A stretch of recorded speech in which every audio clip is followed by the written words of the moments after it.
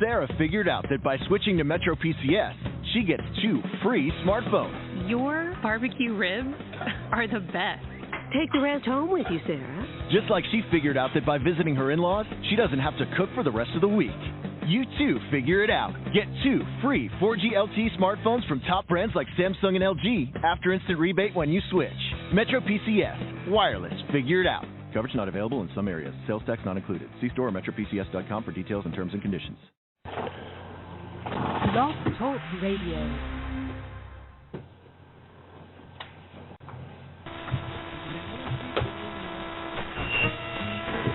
Nothing for you. You have been shot. Fuck off, you fat useless sack of fucking Yankee stanky doodle shite. I like gas. Bam! Bam! Very serious.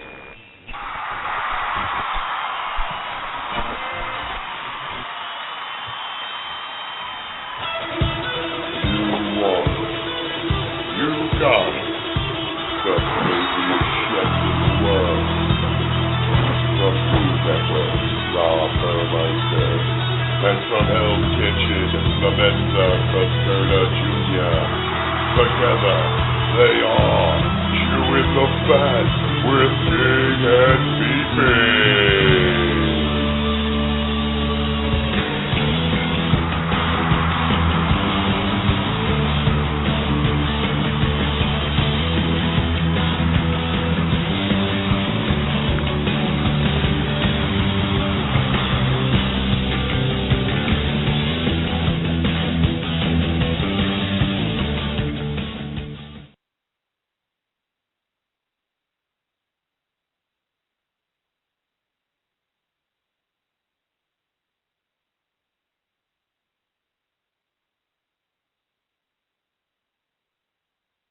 A lot of guests.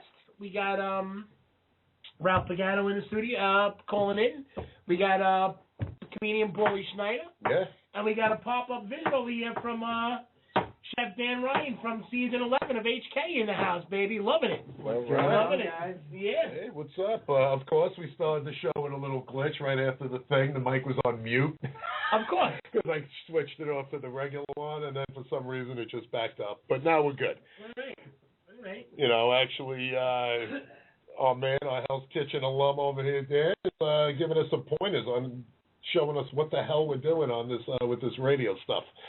So, yeah, we're looking forward to it. Actually, we got a new sponsor, right, Clem? Yeah. Some kind of rock, what is it Rock called? Vinyl. Rock Vinyl, nice. Source. Rock Vinyl Source. Not sauce. Source. That's Source. And we also got the ski watch and Vice AG. Vice AG, yeah. Thanks so for sponsoring the show and keeping us going. Yeah. So Burmeister, how was your week? I heard you were all over the place. You were at the beer thing going on here in Staten Island when we had the beer on the last show. What is his name, Steve? Jay Sykes from Flagship. Yeah. That's close, Steve. Yeah. Well, it was good. It was really good. It was all craft breweries and. You know, I went into the VIP section, you know, the VIP pretty good. section? Yeah, it wasn't really much VIP. Representing it was Big Costco and Beefy, VIP? Yeah, right. A couple of pigs in a blanket, and I still had to wait online for little tiny shot glasses of beer. I had a couple of pigs in a blanket the other night. They were pretty good. I forgot their names, but they were pretty good. And that's Paulie over there chuckling away. Paul and I go way back. We go way back. How many years, Paul? Yeah, a long time. Yeah, at least 10, 15, 20 years. I think it was like 2. I'm kidding around. Yeah, like 20 years. Like, at least, yeah. Yeah. Dan and I, we got the HK family up in there. So what else did you, Rob? Anything else? Well, let me tell you, the beer fest was pretty good. It was people actually recognized me from the show with Jay Sykes. Nice. You know, once I was talking, I'm like, oh, shit, Big and Beefy, what's up? It was pretty cool, you know. It's good to be on Staten Island and, you know, be recognized. You know, it's pretty cool. Yeah. But, no, it was good. You got little shot glasses of beer, and you had to keep going up. They started marking tickets. You're only allowed 10, but I got my way in. And by 5:30 in the afternoon, I was on the couch, and I slept till the next day. I will say that's true because I tried calling you, and you were I thought you were MIA. No, I was like, what was her name out in Florida? It was in a coma, but not in a coma. I don't know. The husband was trying to kill her. What the hell was that name? Whatever. But I mean, that was going on, but I couldn't move my arms and legs, and I was tired, and I was like, whatever, and, you know, and then Sunday I kind of got up early, had a couple of friends down at the breast cancer march, so I went down there and, you know, walked around. You were all over the place, huh? Yeah. I got to keep busy. You get around for a big guy. Yeah. Okay, nice. And that's why I go right to the couch and go to sleep, you know, because it's like, all right, I'm good. 4 hours out in the air and I'm done. Yeah, I hear you. How about you? Would you? I was out in Long Island doing a benefit for one of my buddies. His father had passed away. He was a deputy mayor, and they gave him a whole plaque and a whole ceremony, and we were right on the lake, and we did 20 trays of sausage and peppers and meatballs and tortellinis, and, you know, it was kind of cool cooking in the park, meeting all these people for my buddy. Did a couple other things, you know. Did a couple of days of work. Sat on my couch like a fat bastard for a little while. You got Played some video games. Right on. I actually had a chance to go to the Giant game last night, but I blew that one off so I can lay on the couch and watch it. The Giants actually won a game. Giants won a game. How about that? Let's give it up for that, man. Yeah. And I tell you what, the what do you call it? The Jets beat the friggin' Pats. Jets are looking good. Yeah, they are. They might actually have a shot. Yeah, well, you know, Giants had their shots. I'm a Giant fan, but I'm not a Jet hater. Yeah, but come on, 0-6. No, they look horrible. Last night was a horrible game. Like, even though they won, I'm sorry, that's the worst they've ever started. The worst they've ever done, actually, I think. Mm-hmm. But, you know, some of the guys... Alive, I don't remember them going 0-6. Yeah, some of the guys are actually catching the ball and stuff. And, it is what it is. You know, they're all millionaires, and they don't care. What happened? There's a little buzz going on about the Jets. Look, the Jets every year always got a shot. Yeah. And they always find a way to blow it. Yeah, I know. That's why I stand for just end the season, Jets. Yeah. But I'm a Jet fan, so I can't say anything. I'm a hockey fan, too. Yeah, Rangers. You got the Rangers are horrible. I got this old girl I used to hang out with, you know, she never watched a game in her life, a football game. All of a sudden, you know, this big huggy guy, he starts taking her to Jet games, you know. Like, all of a sudden, she's a big Jet fan, you know. She got muscles all over the walls, you know. A few big muscles and tattoos, and you know. Yeah. She's a big Jet fan. And they got like the little skinny girl shirts from Modell's, and look, hey. A lot of women now are football fans. I go down to Virginia a lot because I live down there part time, and you see all these chicks with all these football jerseys on. And oddly enough, they know more about the game than I do. Yeah, right. All right, guys, I'm going to take a phone call here. Hello, Big and Beefy, you're on the air. Hello. Hello? We just got pocket dialed. I don't know, maybe somebody pocket dialed into the show. That could be. That might be me. What are you doing? All right, I don't want to know. Thanks for calling. Hey, hung up. That was a Jersey call, so who knows? But yeah, we got Chef Ralph Pagano on the show today. We're going to be calling him at around 7:30 from another Hell's Kitchen alum, Season 1. Yeah, Season 1. Season 1 runner-up. We got Season 1 and we got Season 11 over here. We got the beginning to the end. Yeah. I'm Season 10. I'm Season 10. Yeah, he was runner-up, and then he went on to Iron Chef America, went against Bobby Flay. Yeah. Then he did the little Daniel Balloon action after hours, and you know, after that he had Pressure Cook, which was a great show. I don't know if you ever saw it out on Mojo. They drop him in the middle of nowhere in Mozambique or Macau, and he had to make enough money for the trip home. And he did all like odd restaurant jobs and stuff, and now he's on Lifetime with all mixed up, which is pretty cool. I watched it. It's a bunch of culinary students from Florida, and he gives them something to cook, and then he screws them up by tying a hand behind the bow. Let him tell you about it, but it's actually a pretty cool show. He's getting out there, Pagano, huh? Yeah. They actually called him on my season when with Royce. Yeah. Ramsey actually called him up and got Pagano on the phone. Yeah. Let me try this phone call again. Hello, Chewing the Fat. How's it going? Nothing. Hello. Hello. Anybody? Hello. Here we go. Hello. Hey, how you doing? Who's calling? My name is Jackie. Hey, what's up, Jackie? How you doing? I'm good. Where you calling from? Jersey. Jersey. All right. What exit? 13. Exit 13. All right. What's your address? Who's that? That's Paulie. Paulie Peppers. How you doing? I'm good. How are you? Jackie, would that be a man or a woman, Jackie? I'm kidding. are you doing tonight, there, Jack? Nothing much. Just going through Facebook and saw Clemenza's post and figured I'd listen in. Very cool. Very cool. How are you, Jackie? It's Clemenza. How you doing? I'm good. Is this your first time listening to the show, or have you heard us before? No, I haven't been on Facebook much, so I didn't really know about it. All right. You got to listen to us. We're on every Tuesday at 7 and 9. We're completely insane. We have all kinds of guests coming on from Hell's Kitchen and Chopped and all the cooking shows. And we got comedian Paulie Schneider in the house tonight. We got Chef Daniel Ryan from season 11 and HK sitting right next to us. So we have a lot of fun. You'll enjoy it. I was just kidding about that, Jackie. You sound like a beautiful young lady there.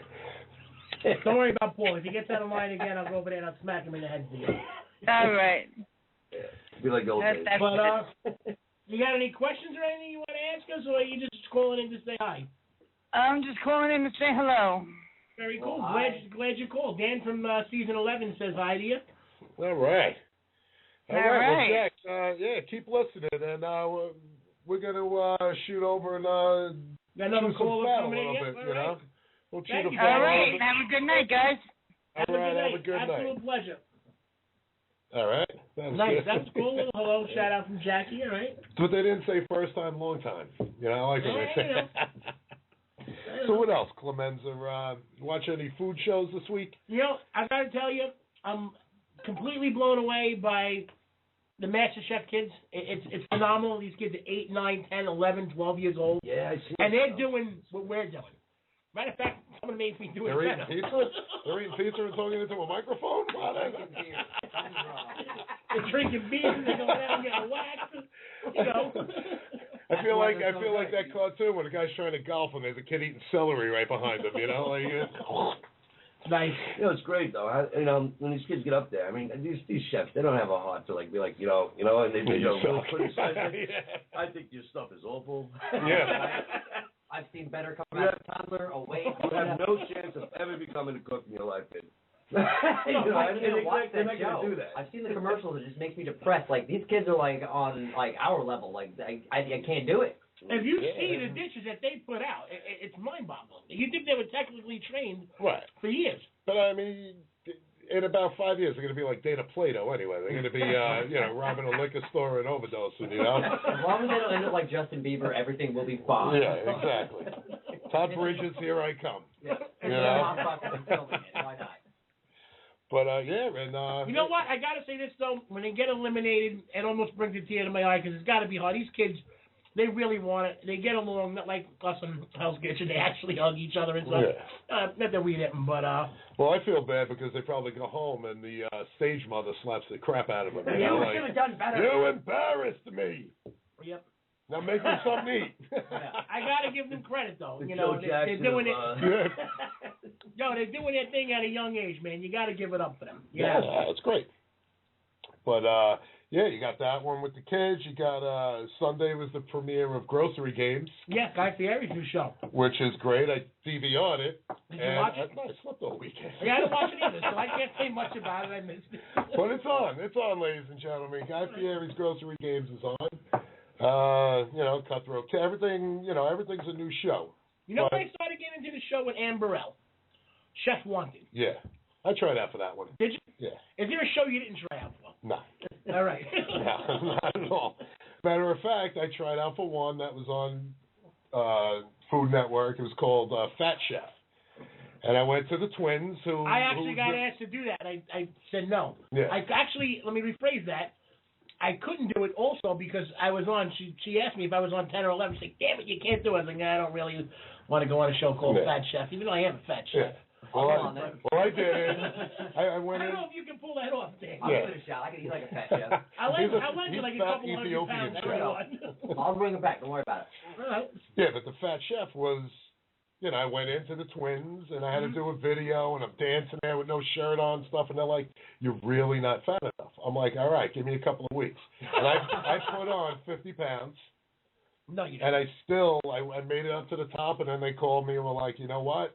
You're still not fat enough." I'm like, "Well, then you got to pay for this trainer anyway because we're about to have a heart attack. I'm sweating cheeseburgers over here." Dump fat by you know. full. Nice. It was crazy, but you know, there's so many shows on Food Network that it's... That show didn't make it past the first season anyway. No, not at all. But it would have been good for the clip, you know? Yeah, absolutely. What else? What else was on this week?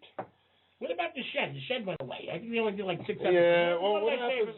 That'll probably come back on either the Cooking Channel or something else. They filmed 6. I hope so. I thought that was a great show. Yeah. But Cutthroat Kitchen is casting now for season 3. I know. I just sent in an application. Yeah, they contacted me and wanted to know who I recommend, so I gave them a couple of buddies of mine, Clem included, and you know, fingers crossed. I hope so. You know, because that's a good time. This is a lot of running involved. Is it really? Yeah. I'm done. For me, it was a lot of running, but it was really like from here to the wall, and then you have to go shopping. Right. Well, if you saw my season, I could run like a motherfucker. Yeah. Running that HK3K. I can sit on the couch real good. Yeah. Well, maybe we should come up with a show like Couch Potatoes or something, and then we just come up with a million ways to cook potatoes on the couch. Get like a rascal, like when you get it like Wegmans and ShopRite. Well, I always was envious of Paul. I thought about that. I would pimp it out, get some rims, throw a little system on there, come bump it up a little bit, you know. It's not the front. Paul Prudhomme does it. Yeah. He drives around with that thing, and you know, God bless him. Hey, look, if it wasn't for the bum leg, I'd be good to go. I still get around pretty good, better than most. They're casting for that food court show also. Okay. Yeah, but you got to be. You have to live in a certain like Dallas, city. Yeah. Like some other no-name town. Yeah, like Wisconsin or something like that. Heads up, if they're in that area, they're casting for that right now. I talked to the twins. Yeah. Lisa and Debbie Gann. Yeah. Yeah, they do all. They do everything. They're all go-to. You know, they were always. We know they used to own a restaurant that had like 15 sets of identical twins as wait staff. Right. You know what kind of wrench that would throw into everything? Oh. Excuse me, I'll have another drink. What are you drinking? Bad waiter. Yeah, exactly. Yeah, it's a good point. Yeah, they had bartenders. I wonder if the dishwashers were twins. I don't know. Flacco and Paco? Yeah, That'd be so easy to not get fired, though. It wasn't me, it was him. Oh, it wasn't me, it was him. Jose and Jose B. Nice. So what else we got going on, Rob? I don't know, man. You know, like the week was, you know, work during the week, you know, and you know, nothing crazy happening at work. Just living for the, you know, 36-hour weekend for me, and it's I basically slept the whole time. Nice. But I don't know. You want to get into some news here or something? It's time for some of the. Well, you can do a little news. Let's do it. All right. Yeah. CTF News with Big and Beefy. All right. Well, this first one I have to start off with. I know what it's going to be, and I'm not going to blow up your spot, so go with it. It blew my mind today when I was reading this. Okay. It's the thing about McDonald's. I knew it. You know, McDonald's announced Monday that it raked in over $1.5 billion in profits in the third quarter, right? Which is fine. That's great. You know, good for them. But there was an analysis done, and it's basically almost the same number. $1.2 billion of our tax-paying money is shelled out each year to help pay public assistance to the McDonald's workforce. Wow. You know, I mean, because, you know, they don't make enough, and the workers are struggling to buy food, in medical. other words, McDonald's is making about $4 billion a year, or better. Right. And we got to pay our tax money For the people that are making them the money so they can get food stamps and Medicaid and welfare. Well, did you see that video on YouTube of the CEO of McDonald's talking about his banner year and this and that, and this woman who has been working for McDonald's for 10 years asked him, like, why are you talking about how much money you're making and I can't afford to buy shoes for my kids? Right. And he had her rejected. Yeah, he had her kicked out. I mean, that's when you get to, all right, then get another job or get a second job or something. Like, you know you're not making $1 million at McDonald's. No, here's my when you work for $8.25 an hour, you need that $8.25 an hour. Right, exactly. Yeah. But here's my thing. McDonald's is making $4 to $5 billion a year. Okay? They've been in business how long? Since I'm a kid? 40 years, 30 years? Even more than that, yeah. With all that money they've accrued, don't you think they can say, okay, you know what, for the next 5 years we're going to donate all our friggin' profits? They still be well into they don't need the money anymore. Right. Where's all this money going? Just donate the U.S. profits. They got. I mean, did you ever see Ronald McDonald's house? No. I mean, they even collect money for Wasn't he from Staten Island at one time? The original guy who played Ronald McDonald or something. Wasn't he from Staten Island? Yeah, I think he got arrested because he got caught. He was in the dry cleaners and he couldn't get the blood out of his rented clown costume. He was banging a hamburger or something. I mean, the last thing he said, I remember I saw him walking in the woods with some kid, and the kid was crying. He goes, "I'm scared, it's dark." And he's like, "How do you think I feel? I got to walk out of here alone." Yeah, I'm a lover of clowns. Everyone thinks they're creepy, but, you know. Yeah, they scare me a little bit. Yeah, well, some of them can be creepy. Dresses up like it's a clown and just stands there. Yeah. And he went up to this woman's house, knocked on the door. Hey, I'll paint your shutters for free. No painting supplies, just balloons in his hand. Nice. This guy's amazing. Nice. Well, we also they had a little list of the best college drunk food places. They did like the a Big top. and Beefy studio. Yeah. It's number one right off the bat. This week I was lazy. I didn't cook this week. Club sprung for a pie. All right, envious. Hey. But yeah, it's pretty cool. I mean, you got Michigan. They have Ray's Red Hots, just the red hot hot dogs. It's a little stand. Guy's probably making $1 million. You know. Maybe that's what we should do. Get a Big and Beefy truck and pull up to a college. Yeah. I had an aunt. She used to make like 800, 900 a day. They could park over there. Yeah. Get a hot dog truck. That's great. But then you got to fight people over the territory. Yeah, well, especially New York. I looked Well, into ain't that. nobody gonna mess with Big and Beefy. There are people who sleep in their trucks just to keep that good spot like next to Bryant Park. Yeah, I know. We got it. This one's good. Old Miss. Okay. Out in Mississippi. Yeah, of course. It's that chevron with the chicken on a stick. Nice. I mean, gas stations, you know what? I believe, and I had a conversation with someone last week over something like this. All these restaurants are complaining that, you know, my lunch business isn't what it used to be. And I'll tell you, it's because these gas stations are putting out decent food everywhere you go. You go to get a cup of coffee, there's a sandwich Look at the over guy there. at Highland Boulevard, Joe's Bagels, right in the gas station. He got a whole deli counter with boards there, and I got my bagel there the other day. It was fantastic. Yeah. Everything bagel. There's one on South Avenue. I got to tell like, you the truth. Probably one of the better bagels I've had on Staten Island. Yeah, well, they got them all. Hess is having one. Then there's a caffeine Matter of fact, maybe latte. I'll take my girl there next week, honey. Where you going? We're going to the Chevy station over there. Yeah, getting a fill up. I'll throw a We'll burger get you an down your oil throat. change. We'll get you an oil change and a burger. A latte. Yeah, but I'm telling you, the gas stations are really like it's one What stop. was that gas station? Wasn't there a gas station that they Quaker Steak and Lube? And they changed it to Quaker State Chicken, and it was nothing but a restaurant now or something. Right, and then they just use the chicken grease as a lube. Now they figured out they can make more money selling food than they did gas, and they closed it down and just made it a restaurant. Yeah, exactly. And then you got Syracuse has Chuck's Cafe. Chuck's Cafe, yeah. Okay. And then I love Chuck. Yeah, hell yeah. Texas is the Taco Cabana. Georgia is the Grill. The Cornell has College Town Bagels, and then Miami, New York, Roma Pizza. Wow. You know, like New York, because you're not gonna have Miami's. Yeah. Taco Cabana in Texas. I used to go there. You get a margarita there. It's a pitcher. It's like $4. It's a pitcher that's like 5, 6 tequila. What are we all doing here? It We is should be going down there and drinking and going nuts. The food's awful, but the Who cares? margarita's $4 delicious. margarita's that big? I don't care what you give me. Right. Yeah. And then just something I wanted to mention I saw on Huffington Post today. It's pretty cool. They're having the Huffington Post Death Match for Best Pop-Tart Flavor. Nice. And it starts today. You can go on there and vote. It's HuffingtonPost.com. And then just look for Best Pop-Tart Flavor and whatnot. But it's pretty cool. It's like a 3 or 4 All right, week thing. let's do this right here. Let's do it right here, right now. Best Pop-Tart flavor. Paulie, what do you think? Strawberry. Oh, s'mores on microwave, room temperature. I'm with Dan on that one. That's what I was going to say. I'm a blueberry guy. Really? All right. So I think the s'mores takes it, though, but all right. Yeah.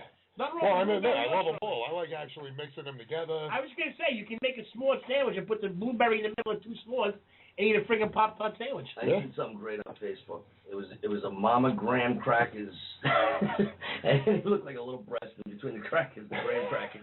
Nice. Squishing them. Nice. It was great. Take two Pop-Tarts, put a little bit of Oreo filling in there, slap that together, heart attack. Yeah. Well, we were talking on a couple of shows ago about the jelly donut. Sucking the jelly out of a jelly donut, putting the Reese's peanut butter cup in there in the microwave for about 10 seconds. And the funny part is Rob's actually done this. I love it. Well, I saw it on the movie Fatso, Tom DeLuise. It was great. They were having like an Eaters Anonymous meeting, and they all started talking. They ripped all the shelves off that were all locked up and everything. I tried to do that, but I ate the donuts on the way home. I couldn't even make it home. Yeah. Fatso with Tom DeLuise. Oh, good stuff. All right, nice. Well, yeah, coming up in about 5 or 10 minutes, we're going to call Ralph Pagano. We're gonna put Paulie on the spot right now. Give us a little comedy act right here, Paul. Give us a little funny stuff. Come on. Yeah, I've been working on this Rocky bit. I've been doing Balboa. Let's hear it. I was thinking, Rocky's also sweet, with Adrian. I was thinking about what if he was like just snapped out on her one day, a little nasty, He's like, oh, Adrian, you're like a creepy weirdo when I met you, look, now you got like these dresses, you got your Gucci bags. Now that's because I'm out there busting my face with these big monsters, I'm fighting these 8-foot Russians, these big guys with mohawks and stuff, I'm not that big, Adrian, I'm like 5'6" here with heels on, I look good in the movies, I look big in the movies, but I'm really not, Adrian. You're taller than me. And you got, I don't know. I was working on this there, Scarface bit. I was doing Scarface, I love the whole restaurant scene. You remember Clem? We used to just watch Scarface all the time. Of course. We lived with Scarface like that one time. But I love that restaurant scene when he's like, you need people like me, so you can point your fingers, But then I was thinking, I was watching one day on a Spanish channel, and it cracked me up in that scene. He was like, tú necesitas gente como yo. Tú necesitas gente como yo. So te ponte tu dedo y dice, ese son la bagay. Nice. Got a little Scarface in Spanish right there. Yeah. Which it should have been in Spanish in the original, right? Yeah, I think so. Yeah, Al Pacino, not a good Spanish speaker. The only Spanish word he knew was mine. Nice. Yeah, so we've been having fun like that. I've been doing the show Jay Miller, meetings with Jay Miller, and I've been having a lot of fun with them guys. They're good, and he just got picked up for Practical Jokers recently as a writer. Oh, cool. Yeah, that's a great show. Those guys, they're pissed. Yeah. Bobby Buns Parker, he's doing well. He's on this new show called Court Guy. So he's doing great. They're all doing good, except for me actually. They say you're not really a comedian to get paid for it, so Well, you got a slice of pizza. Myself a comedian, I tell you. You got a slice of pizza in a funny little drunk guy. Nice. Well, it's one step in the right direction. Yeah, we got free beer and pizza. Hey, look, we're in the same boat. That's all I need. I tell you the truth. Yeah. Well, we're in the same boat. We interview all these guys, and how are you doing? Well, I'm doing great. I'm working here. I'm working there. And meanwhile, we're sitting in the back bedroom in my house, like, hey, all right, let's do this free radio show. And like Wayne's World on crack. Yeah. It's so fun, man. But so we're gonna call Ralph in a little bit, and I think I'm gonna play that our favorite Ramsey commercial. Absolutely. I think it's time for a little commercial break for a second, and we had Paulie doing a little Balboa over there. It was nice. That was nice. Yeah, we got to hear with Jay Rocky later. We got to get a Jay Rocky. We got to do it. You got to do it. All right, we'll be back in a minute. We'll be right back. Have you been feeling angry lately? Choked out. Knock it off. Grow up. Impatient? Come on. I want a pizza. Demanding perfection from everyone around you? You ready? Yeah. Royce, you got the garnish? Bring him the garnish. Have you lost the filter that allows you to keep a civil tongue? The toothpaste master never went out the way out the table. You get that? Idiot. What is wrong with you? Then you are suffering from Clemenza. Clemenza is a serious affliction that can cause all of these symptoms, but there is hope. Introducing Ramsey, Raffateloblex. Ramsey is a powerful formulation from Britain that attacks irritants of any kind and forcefully ejects them from your system. Go, all of you. Get out. Get out. Get out. Most patients who suffered from moderate to severe Clemenza saw relief in 18 doses or less. Side effects are mild and include brief spells of dizziness, sensitivity to extremes in temperature, and rapid mood swings. If you are hard of hearing or have a heart condition, poor motor skills, or an inability to manage your time properly, you should not take Ram-Z as you may experience an unpleasant reaction after even a single dose. Life can be made more enjoyable when you add a little Ram-Z to it. If you cannot afford Ram-Z or the comparable Arvine, Arca Seneca may be able to help.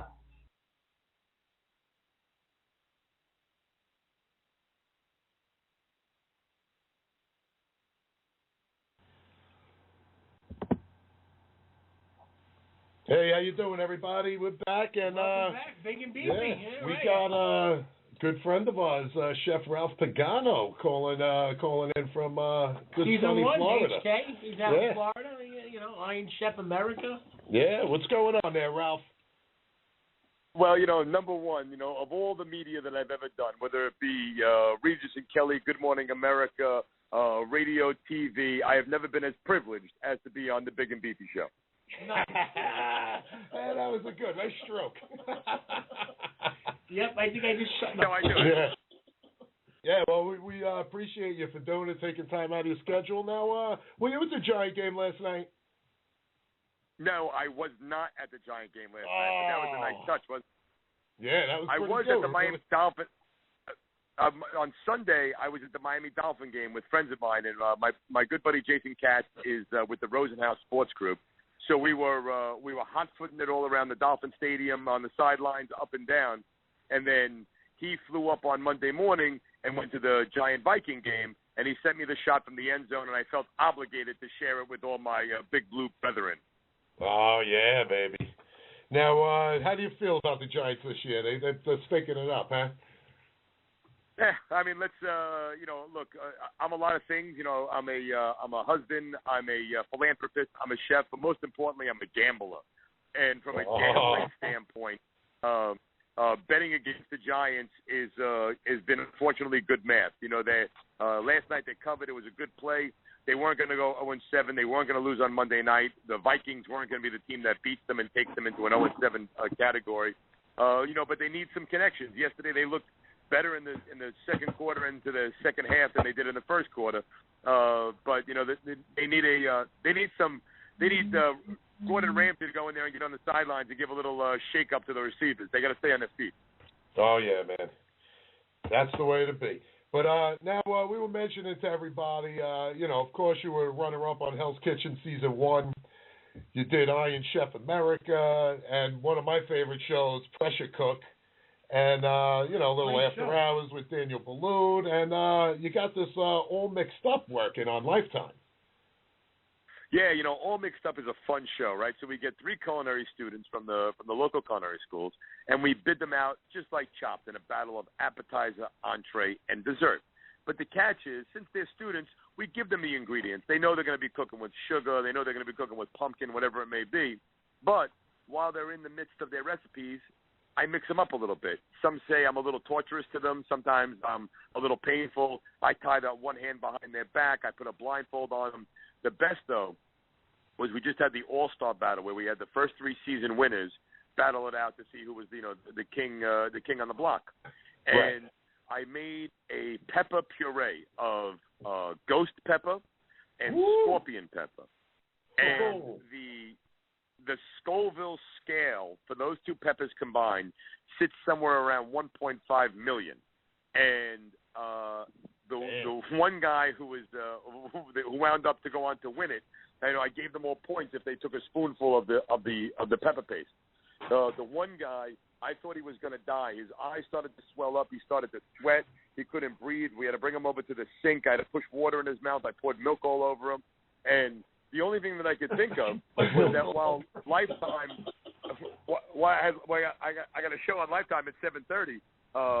If I would have killed the guy because of the pepper, I definitely would have made it to the network. Oh yeah, and they probably would have made a Lifetime movie after it. Yeah.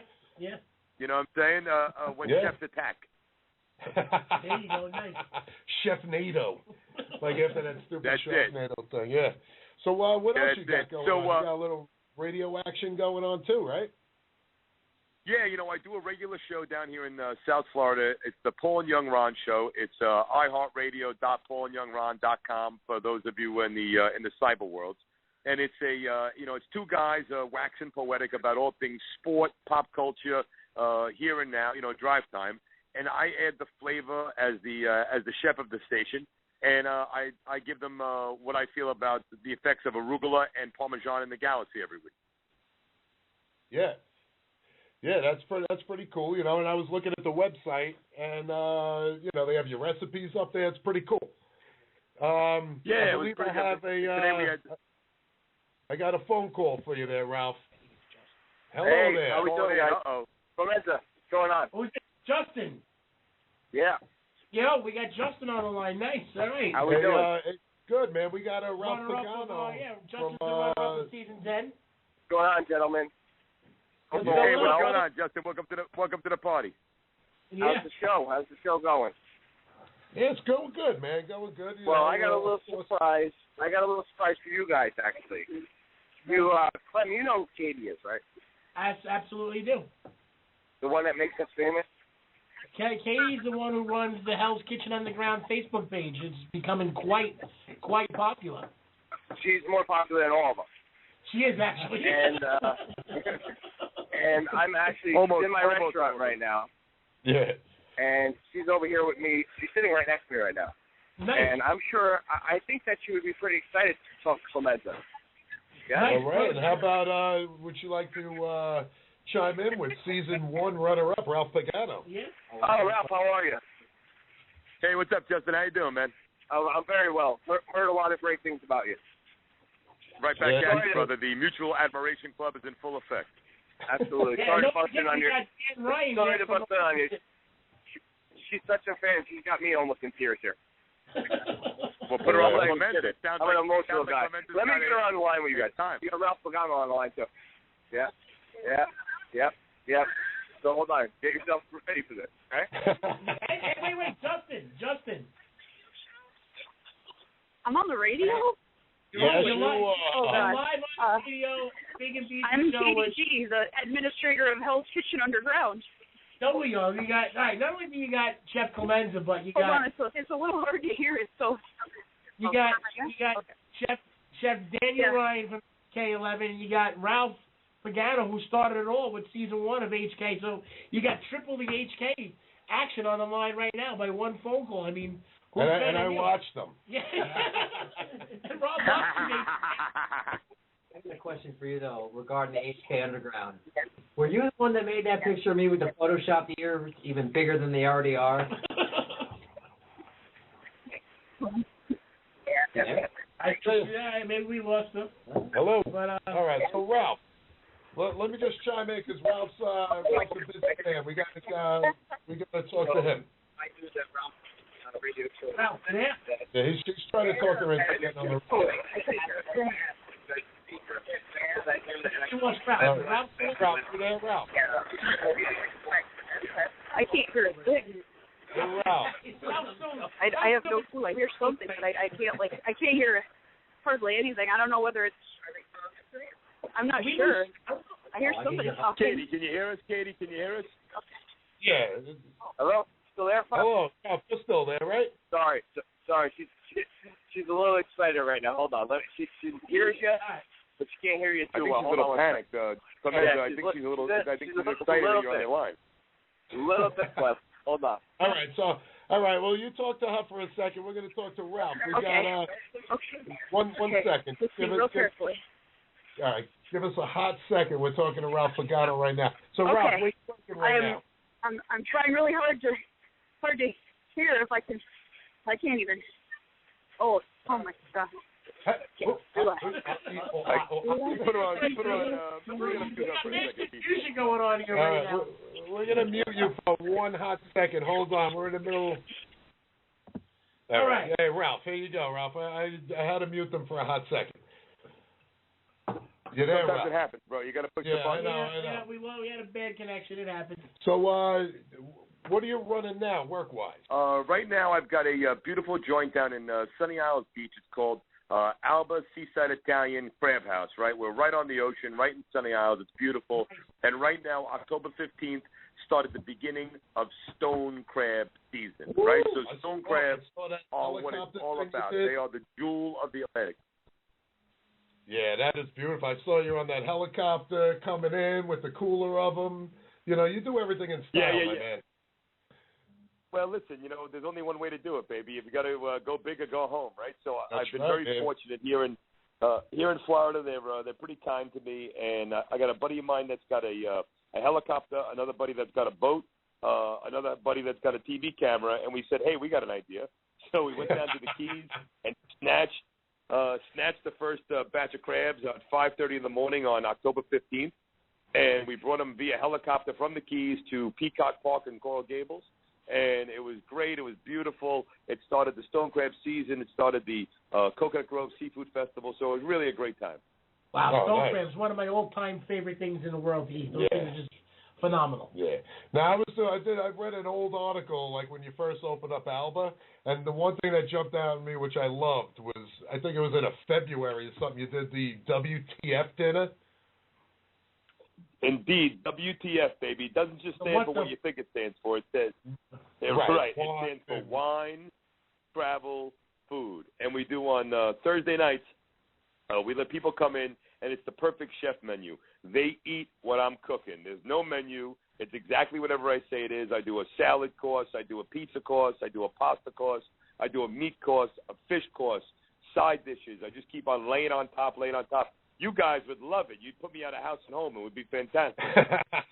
Well, that's what I liked. It said, you will eat what I make and like it. I loved it. It was great. That's the story. And then we attach it, and we do nothing but pour whatever wines I'm featuring that night, red, white Prosecco, red sangria, white sangria, and we spill that all over the table. The DJ plays the music. By the time 11 o'clock comes around, generally somebody's on top of the bar dancing. Oh, beautiful. No, that'd probably be on top of the bar dancing. Oh, well, you know. We have to help you up. That's quite a visual. You might have to help me up. Come down, no problem. I got no problem. I'll just bounce back down. Yeah. Now, we got stairs, Clemenza. You can take the stairs. All right, nice.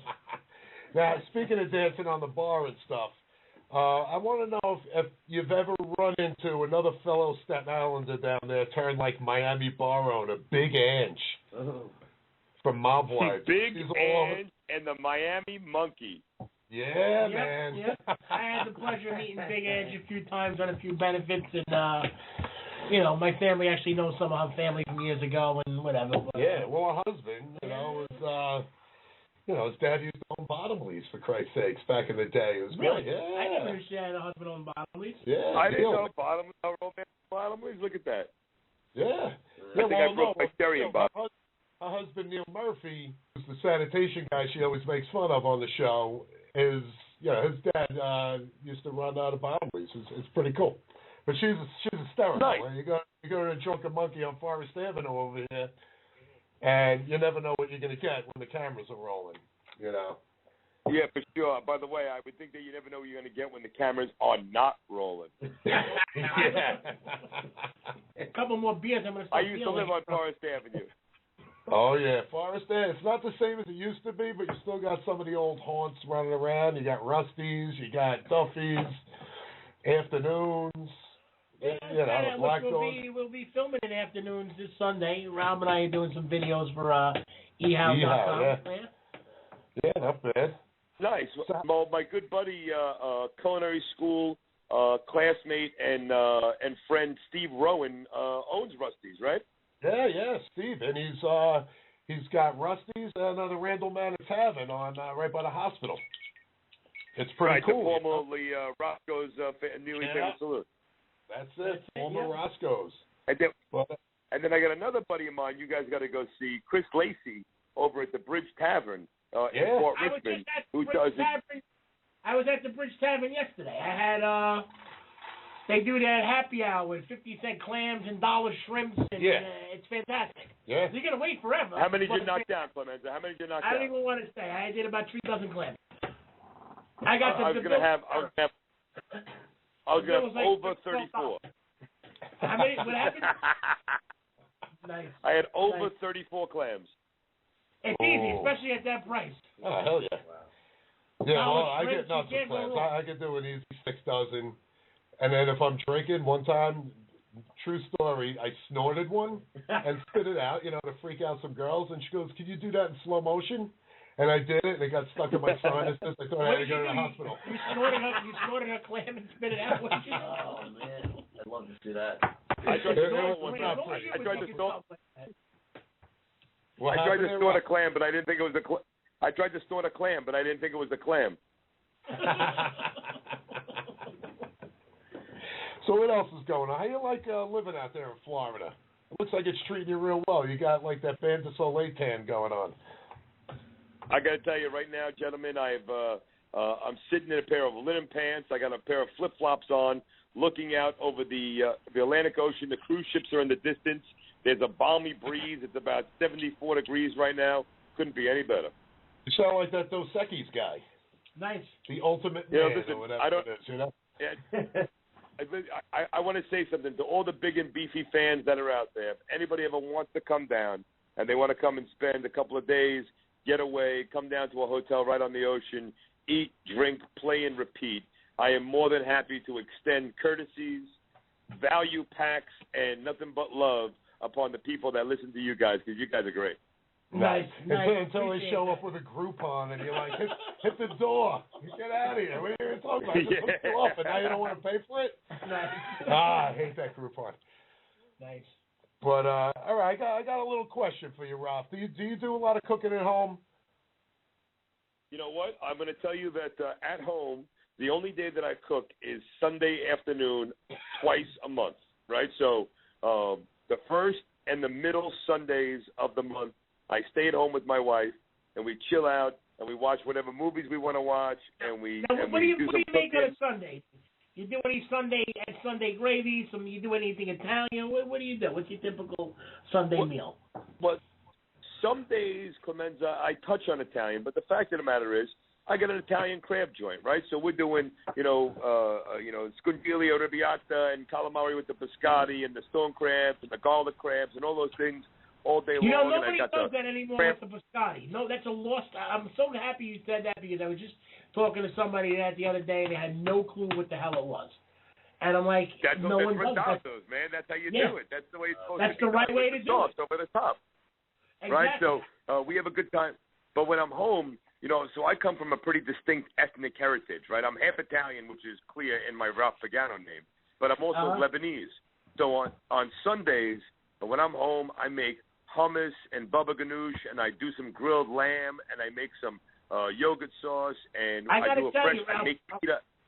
I'm a little jealous. Those are my two favorite foods right there: hummus and baba ganoush, and the whole Italian side. But rather than eat Italian food, I love some grilled lamb and some hummus and baba ganoush. It's phenomenal. Absolutely phenomenal. Well, perfect. Well, then, Clemenza, you're in good luck because in December, this is a perfect place to break the news. I haven't told anybody. I'm going to tell you guys. I'm giving you the scoop.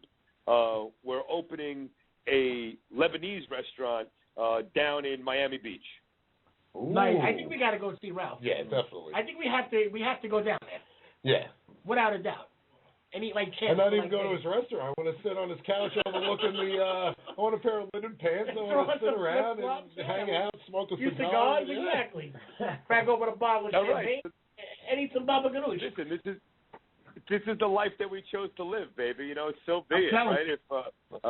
If you can't enjoy life, why bother living? Exactly. Yeah. Ralph, I got a question for you. You were one of the first guys on Hell's Kitchen season 1. How do you think in 11 seasons the show has progressed and come along? And, what's your whole take on that from 1 to where it's at now? Listen, on a factual state, here's the deal. When Hell's Kitchen came along, there was no other competition shows out there. There wasn't Next Food Network Star. There wasn't Top Chef. There wasn't pick a show and fill in the blank name on it. They weren't out there. So when I heard about Hell's Kitchen, they said, hey, you're going to come, you're going to win a restaurant. It's worth $1 million, and you go on your way. I said, wow, that sounds great to me. I already had a restaurant out in the Hamptons that I sold. I moved down to Florida. I was down here, and it sounded like a great idea. So I went and tried out for the show, and long story short, I made it. And, we did it. We went through the piece of the puzzle, and when I was involved in it, Clemenza, and you can understand this better than anybody else. When you're in it and you feel the cameras around you, in the first couple of days, you stop to see the cameras, right? They're just there. Exactly. And you're just going about your business, and you're trying to do your thing. But I was always trying to be cognizant of it because, let's just face it, with reality TV, you know that there's going to be a way that some edit guy in an edit room with headphones on is going to grab your face from one picture and your words from another picture, and somebody else's face from another picture, and slide them all together. So when I think that Hell's Kitchen, where the food and the ability to run a restaurant is definitely an underlying theme, I think that, Clemenza, you're a pro. I'm a pro. Justin's a pro. Jason's a pro. Paul is a pro. I can run through the names of pros that have been on the show. You left out Rob. And Come then on. You left me out, guy. Come on. We played Little League together. Dan doesn't matter. You're Crooked Kitchen. That's you, baby. You're the Cutthroat Kitchen.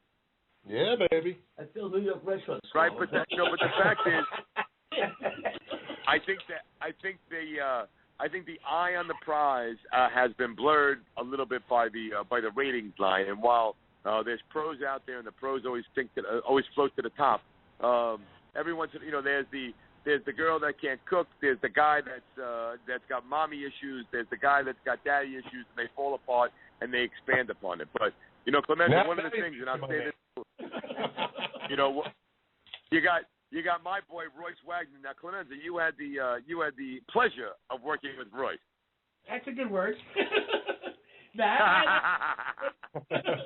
Royce is actually, look, Royce is a misunderstood kid. I like Royce. Royce is a good guy. You want to poke him in his eyeball sometimes, but you gotta love him. He's a good kid. I had the pleasure of sleeping in the same room with Royce, and he doesn't say the same thing. Well, let me tell you. Let me tell you the deal. Here's the thing. That guy Royce, and I'm sure that he was a misfit when he was on the show. But the fact of the matter is, he ran a banquet division for me that was doing 500, 700, meals a weekend. And sometimes 800, 1,000 in a week during the busiest. And he did it with professionalism. And while he was a little sporadic and a little all over the place and he's a little crazy, the guy knows what he's doing. Oh, unfortunately, but unfortunately on the show, the real takeaway is that I hope the listeners understand that sometimes what you see on the show is not exactly how somebody really is, right? Because TV's got a,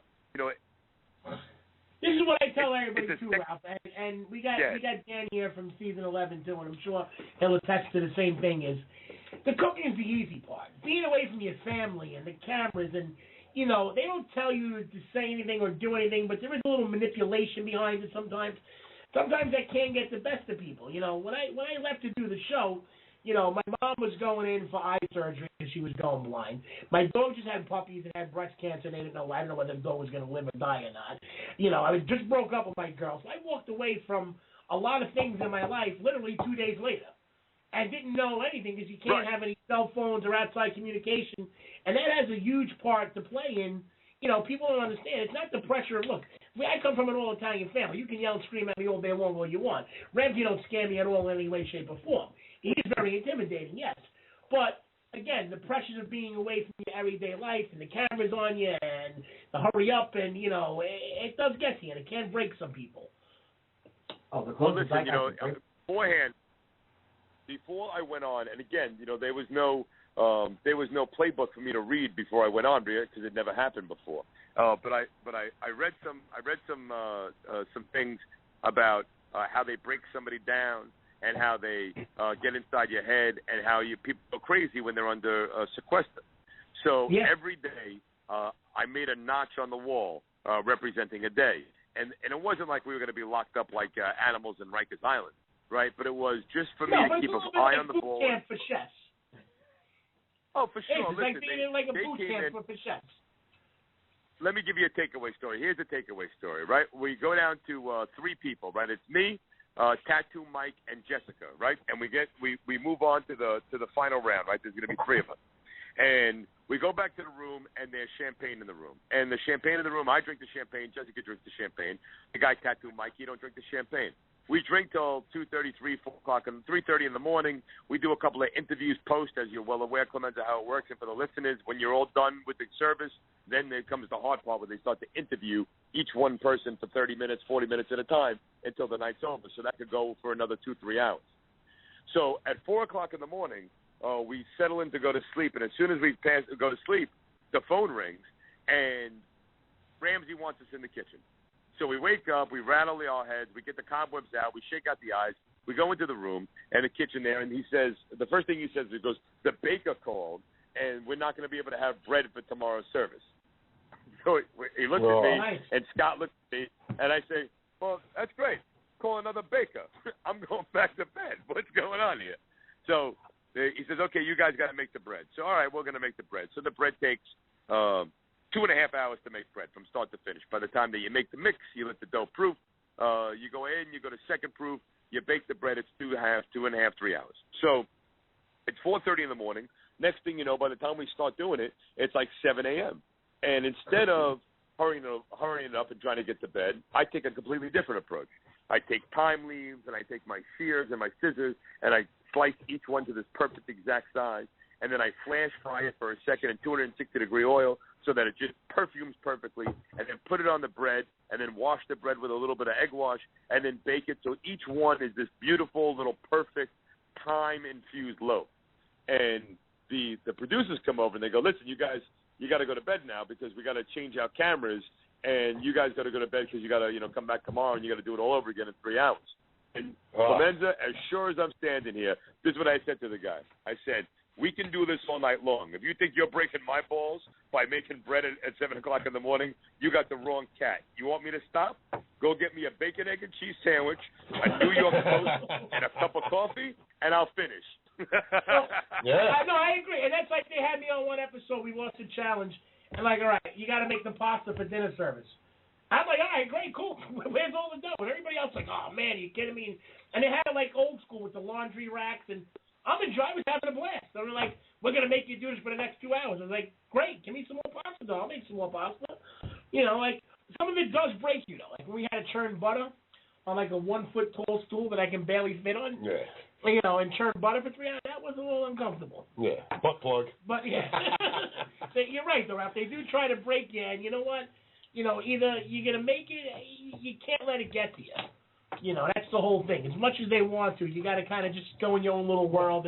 Well, really, in the restaurant world, that's really how it is, though. Yeah, that's how it is. That's where the real chefs come out, is when, all right. When I did that search for the next poor personality with Guy Fieri, it was only one day or whatever, but he had this huge Jägermeister party the night before, and, all the other contestants went home. I stayed out till like 6 a.m. with the guy. I had a call time at 7 o'clock in the morning. He didn't show up till 10, but all the cameras are sitting there watching me puke behind the van and then wipe my mouth, have a swig of something, and then go to work. And I was, once I saw the cameras and everything, I was fine.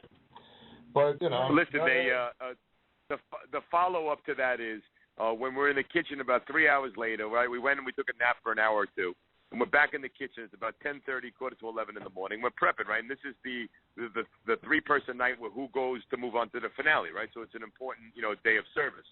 And Scott, the sous chef, comes over, and he said, how you doing? And we had a kindred spirit from the beginning. We knew a lot of the same people as it worked out, even though you're not supposed to know anybody, right? I know a lot of people. He knew a lot of people. We knew people. And he said, how you feeling? How you holding up? And I said, I hate to break the news to you, but I've gone to work straight through the night in a lot worse of shape than I am right now. Yeah. Yeah.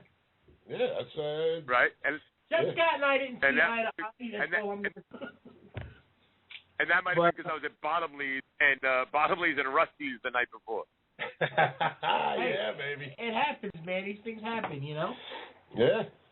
Yeah, I went when I first went down.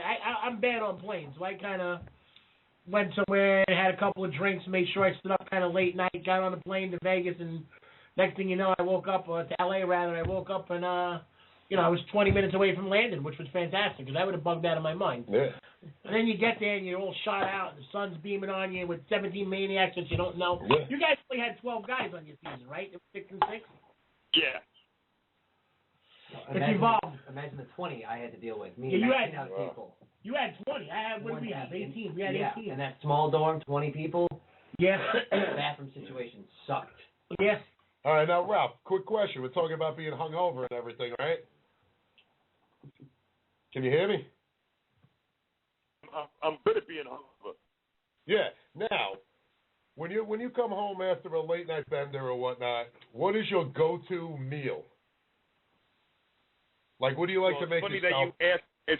It's funny that you asked me that because I have a very precise methodology of healing my body the day after giving my body a beating. And it's as simple as this. The first thing I like to do is start off the morning with a blazing hot, peel my skin off my body shower.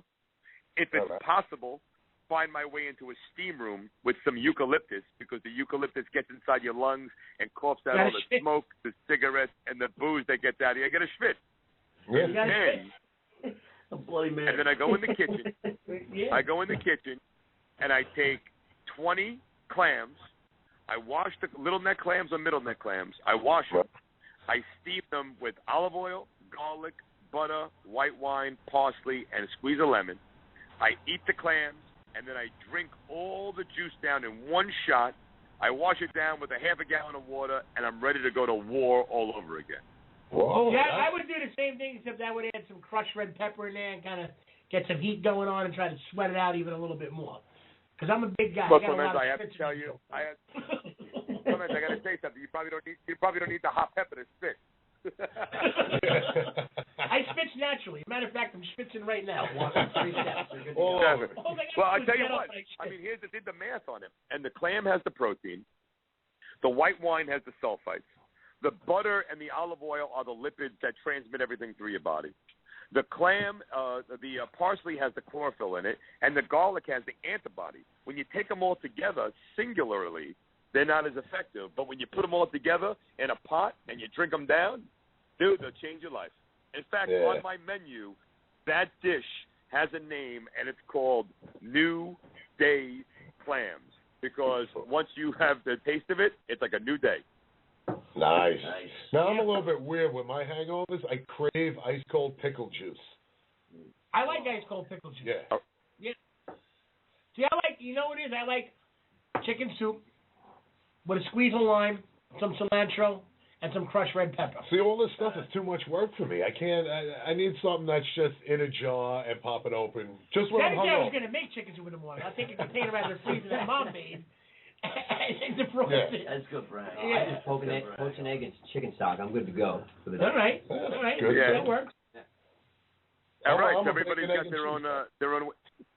Everybody's got their own. See, the bacon, egg, and cheese, as much as your body wants it, your body wants to feel that fat and crave on it and shift that down with the egg and the cheese. Anything. The fact is, it's hurting. But if you want to come back and fight, oh yeah, by the way, if you have the New Day clams, 2 hours later, you could be drinking again.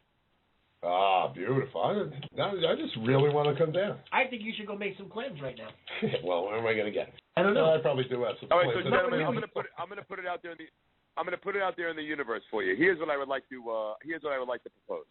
I would like you guys to propose a day between now and any day you want, but preferably between now and February, where you take the Big and Beefy show on the road, and you come down and we do 2 shows. One in Sunny Isles on the beach, right in front of my crab shack, and then we'll do the second one down on the beach in South Beach, right in front of the Lebanese joint. We'll eat, drink, be merry. I'll cloud you with a couple of pretty girls. You had me come down. Perfect, Frank McGuire. You had me at Who's coming with me? You had me at come down. That's it. Ah, that's great, man. Yeah, well, we'll have a ball. Actually, you had me when you said 12 clams. That was it. I was sold. Now, if I can stir up Mr. Lagamassini, our old coach from Wiseglass.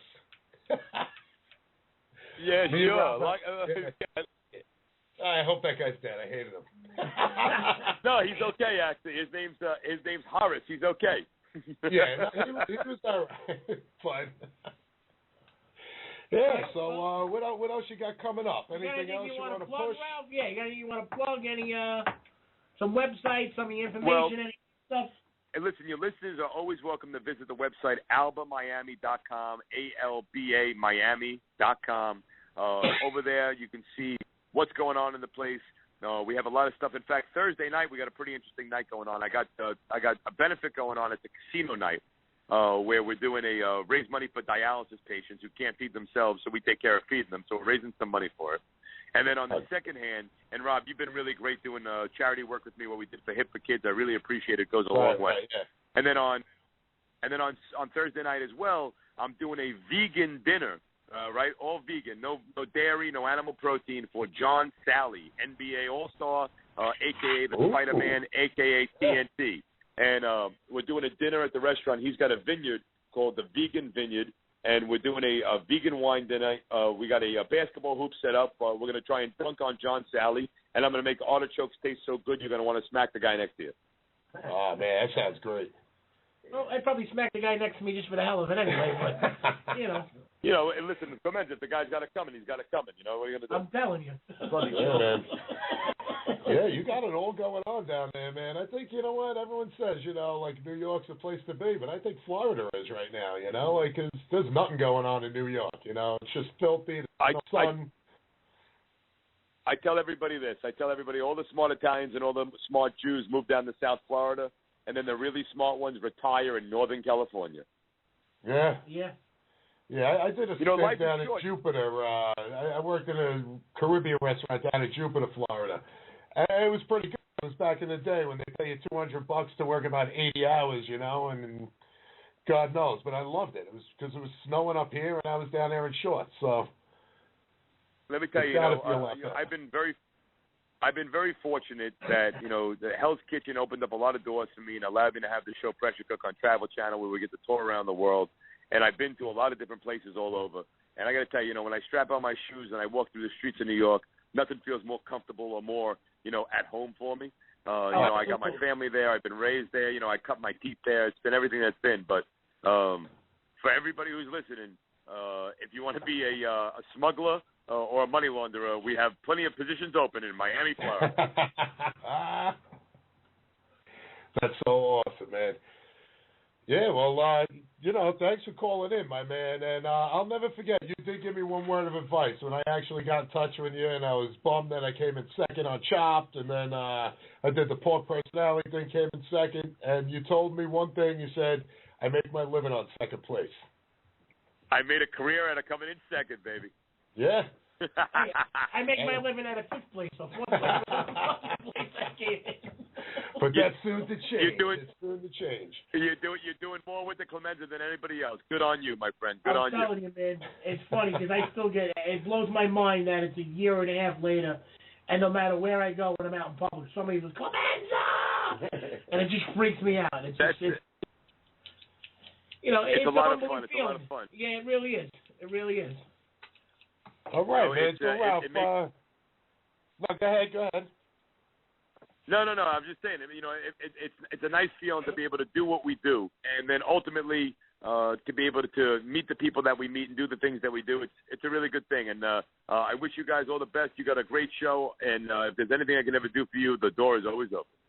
Ralph, I gotta tell you, it was an absolute pleasure to talk to you. I've heard so much about you from Rob and Royce, and just following you and watching you, and it's absolutely and really from the bottom of my heart, love talking to you. You're a pure entertainer, my man. Yeah, you're a good dude. You're one of us, man. Yeah. You're one of us. I'm so glad you rock did and roll, this. baby. I look forward to seeing you guys soon. But I'm going to take you up on that offer, and Rob and I are going to come down and each at a house and home, so get ready. Yeah, don't worry about it, baby. You guys come on down anytime. The door is always there for you. Thank you, Ralph. Same here. Vice versa. Have a great night and good luck with Thursday night and the John Sally thing, and lots of luck in the future, and hopefully we will see you in a month or so. All right. Peace, love. All right, Ralph. Thanks for the call, man. We appreciate it. That was Ralph Pagano, everyone, and you know, we're sitting here with comedian Paulie Schneider, Dan Ryan from HK11. We tried getting Justin on the phone.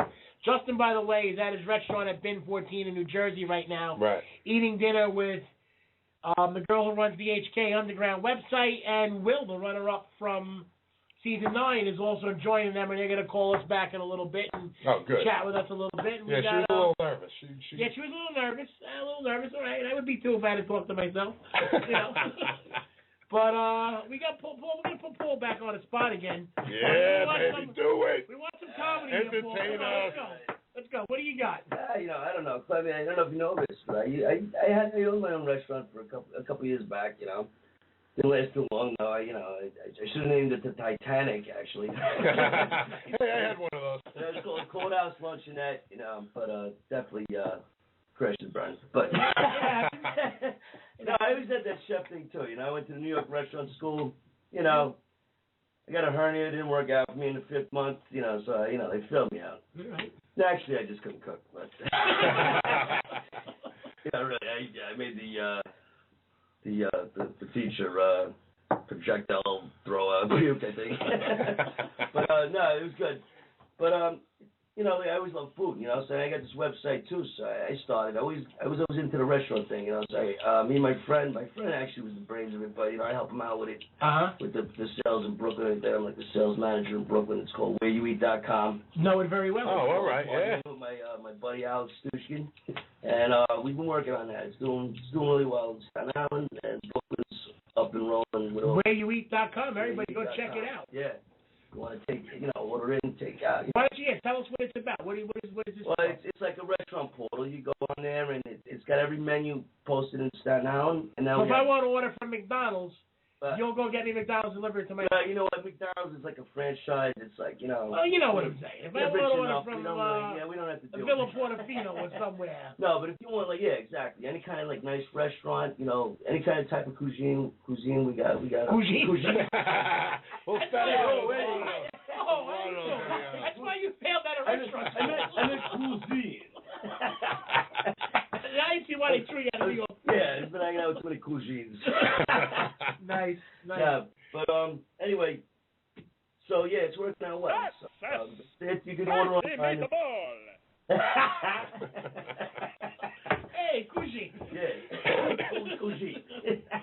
No, but anyway, I always love food. I always love cooking. So I had a restaurant. You naturally sound like friggin' Rocky Balboa. Hey, Paul. Listen. You see that guy Drago? He's got a nice ass, no? Wouldn't mind to go through runs with him, That's my gay Rocky. Nice. Hey, Tommy Gunn. I like your stuff, kid. I got a little something left in the basement. Come check it out, all right?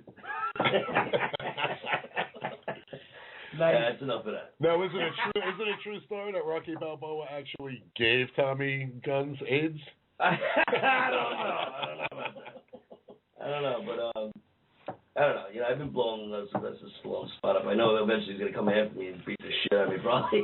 Well, that's good. Then you can cash that out of payday. Give him a fight. That's all right. No, but just make sure he breaks your camera and you can sue him for all like these paparazzi people are doing. All right. What do you think we get into a little top 5 right now?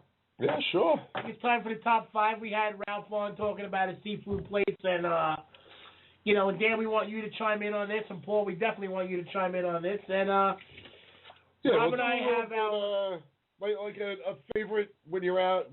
Since he's like Florida stone crabs, we'll do like the your top 5 shellfish things, like things like it could be clams or anything, but like the foods you don't really want to make at home, you don't want to take. It might be too hard and whatnot, but you love it. That's what she said. Yeah, especially after some of the shellfish. All right, what's your top 5? What do you got?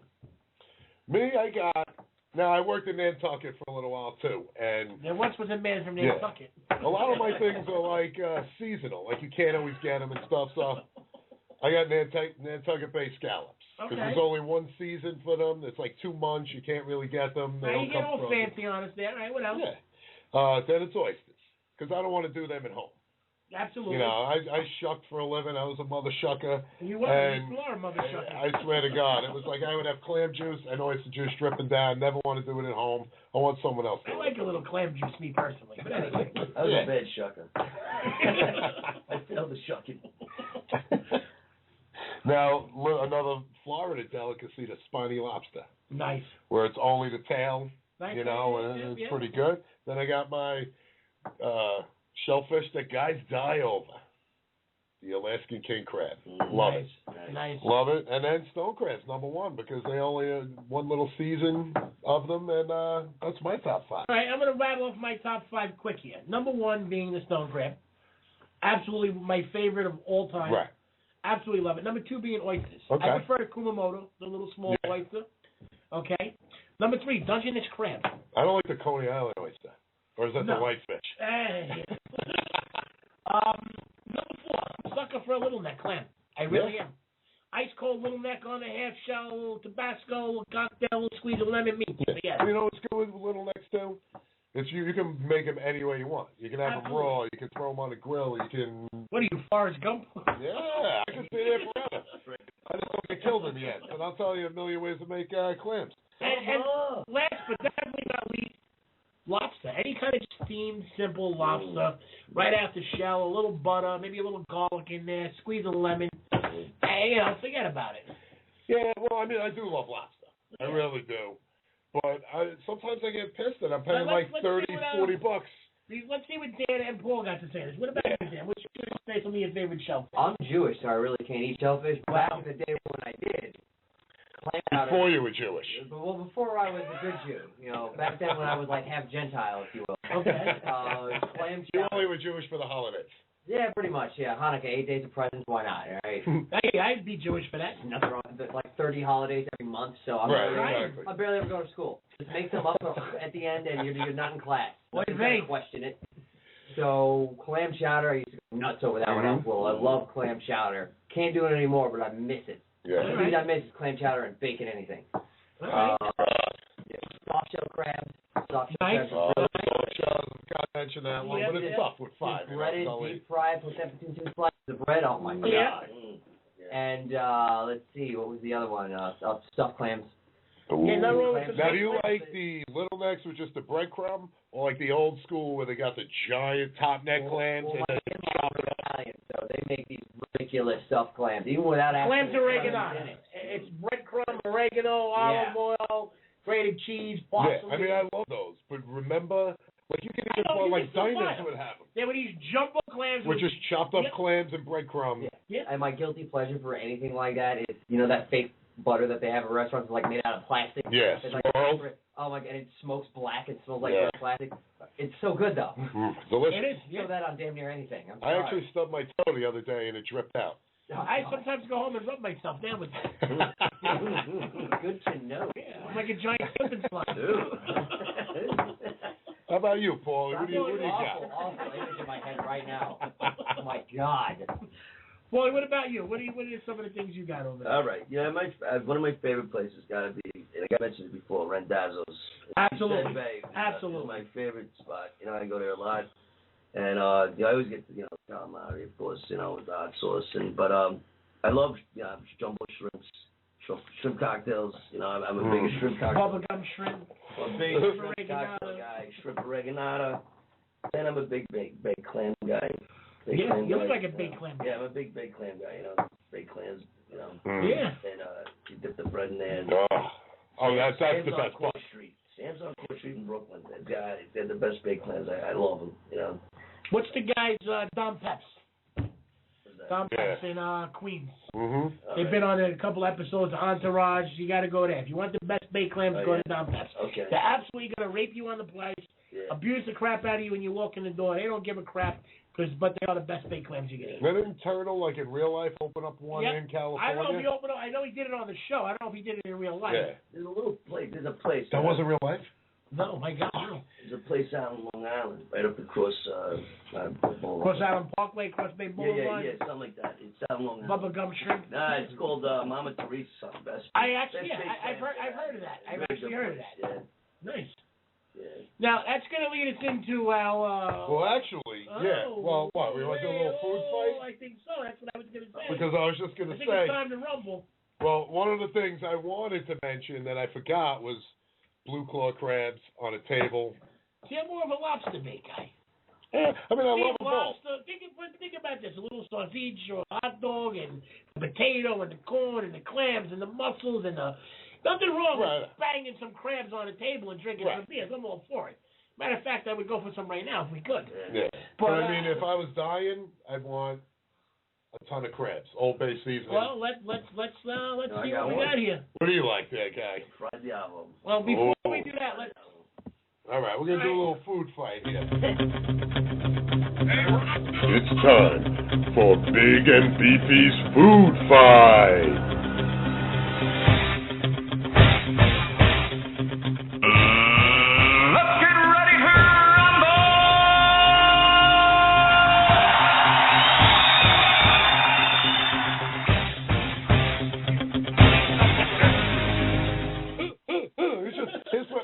And got like 5 pounds of chopped meat with punching it. Nice. Hey, yo, Chef Ramsey. Knocked him down. Why don't you try knocking me down? We're talking about the food fight here, and we're doing. Rob's going with the blue claw crabs, breaking them open on the table. Paper, pitcher of beer. That's my last meal. Absolutely fantastic. I'm saying that I'd rather have a lobster bake, steamed lobster, clams, mussels.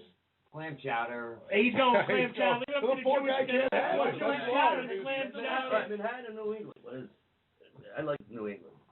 Yeah. I like clam chowder. I don't care. As long as it's not like anyway, red, white. All right. Well, now we got to settle the difference here in the battle. Right. And now, Dan, we know you don't eat much seafood, okay, or you can't.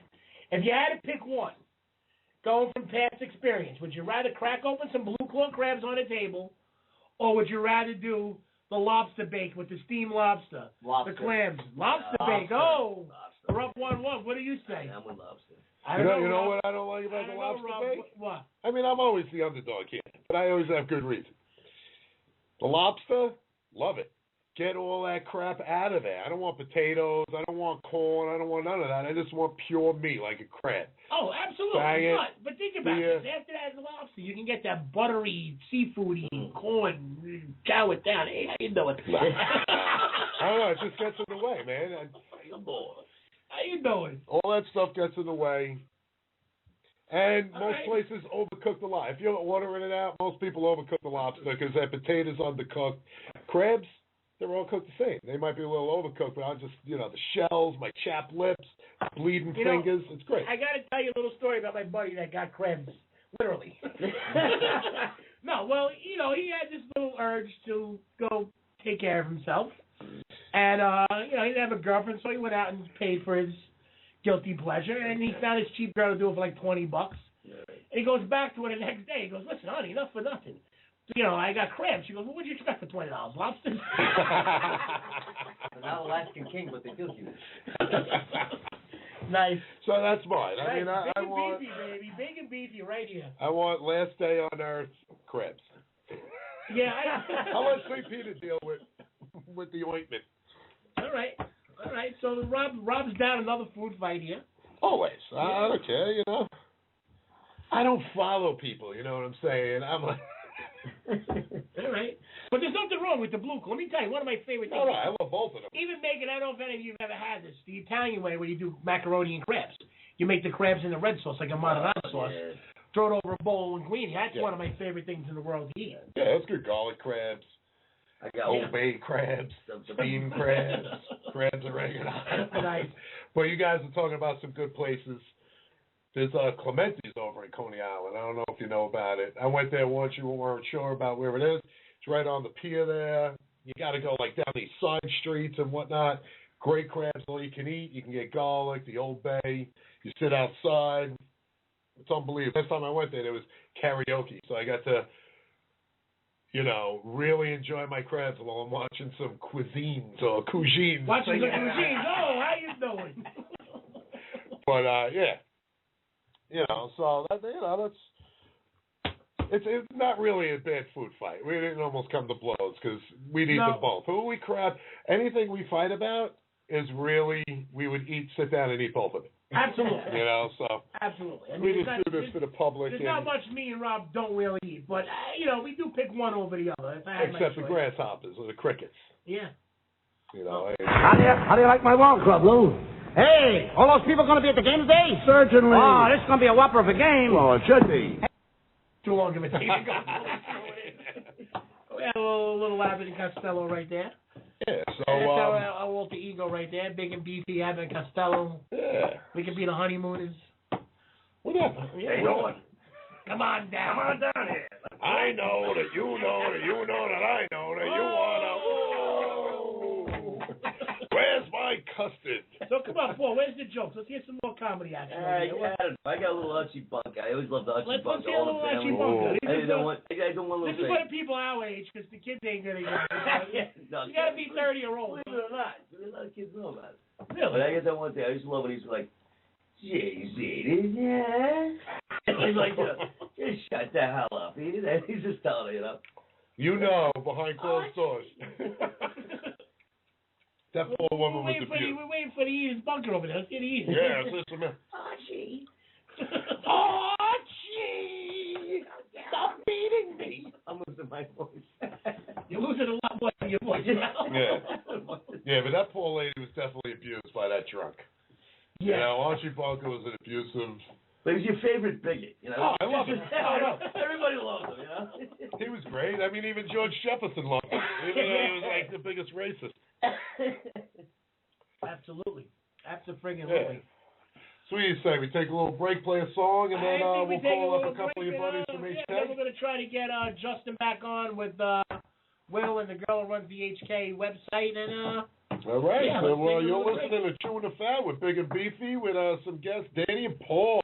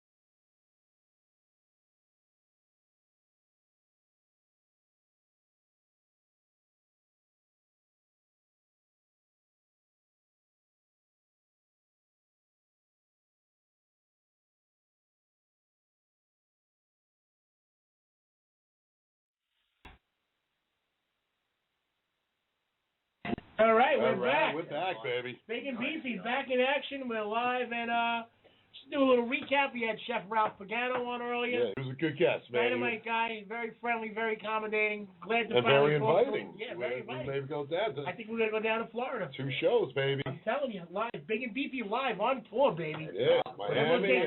We'll take Dan and Paulie with us, too. Big and Beefy putting indents and couches all over America. I'm telling you. I like that. I actually really like that. That may be a new tagline. That's a T-shirt. Yeah, that's a T-shirt right there. If we go live, yeah. We may have to give you a little residual cut on that, Dan. I'll take it. Have another slice of pizza. Have another beer. Take another beer. A crust. Take one of the Bud Lights that we got for $7 a 12 pack. Hey, I like my beer like I like my violets. Okay, domestic. Nice, nice. Yeah, we got Paulie Schneider in the house. I'm doing his little Rocky over there as a lead. I'm still waiting for him to do something else and give me some one-liners. Yeah, because some let's put jokes this poor guy on the I got spot. some jokes. Come on, give me a joke. I usually just tell stories, stories about my life. That's comedy, baby. Yeah, really. I take my miseries in my life and I try to make them funny, Well, give us something, because I know you your whole life and you're pretty miserable. No, I learned once you learn to laugh at yourself, you never cease to be amused, so. Anyway, yeah, I remember just telling a lot of stories about, dating, I don't know, I went to this, I had this whole church phase in my life, I was dating like Christian girls and stuff like that, but that was a real horror show, I mean. That's hot, Christian mingle. Yeah, I know, it was like going, holding hands was like going to third base with these girls, what I mean? Wow. So, but, I don't know. Other than that, I just do a lot of impressions, and I pretty much get up there and wing it. I don't even do. Jay Miller's like, "Boy, you gotta write more stuff." You get up there and you just like kind of free ball it. But somehow I That's kind of what we do with the show. But sometimes they can tell. Yeah. That's the way to go, Actually, no, we work pretty hard, though. We talk about this all week, and we do some research for about 3 minutes. Yeah. We eat a couple we of talk about sandwiches. something, and then next time we talk, we're like, what did we say? I don't know. That's what it is with the show. And I go to the studio with Jay. Sometimes like 5 minutes before the show, we're playing out everything that we're gonna do. It's great, man. We have a lot of fun though. It's been real, But I'm trying to work on other things though. I got some music I'm trying to get into a studio with this other guy, Steve Cipriani. He works with the Smashing Pumpkins in the city, and he's really good, producer. We worked on one song so far.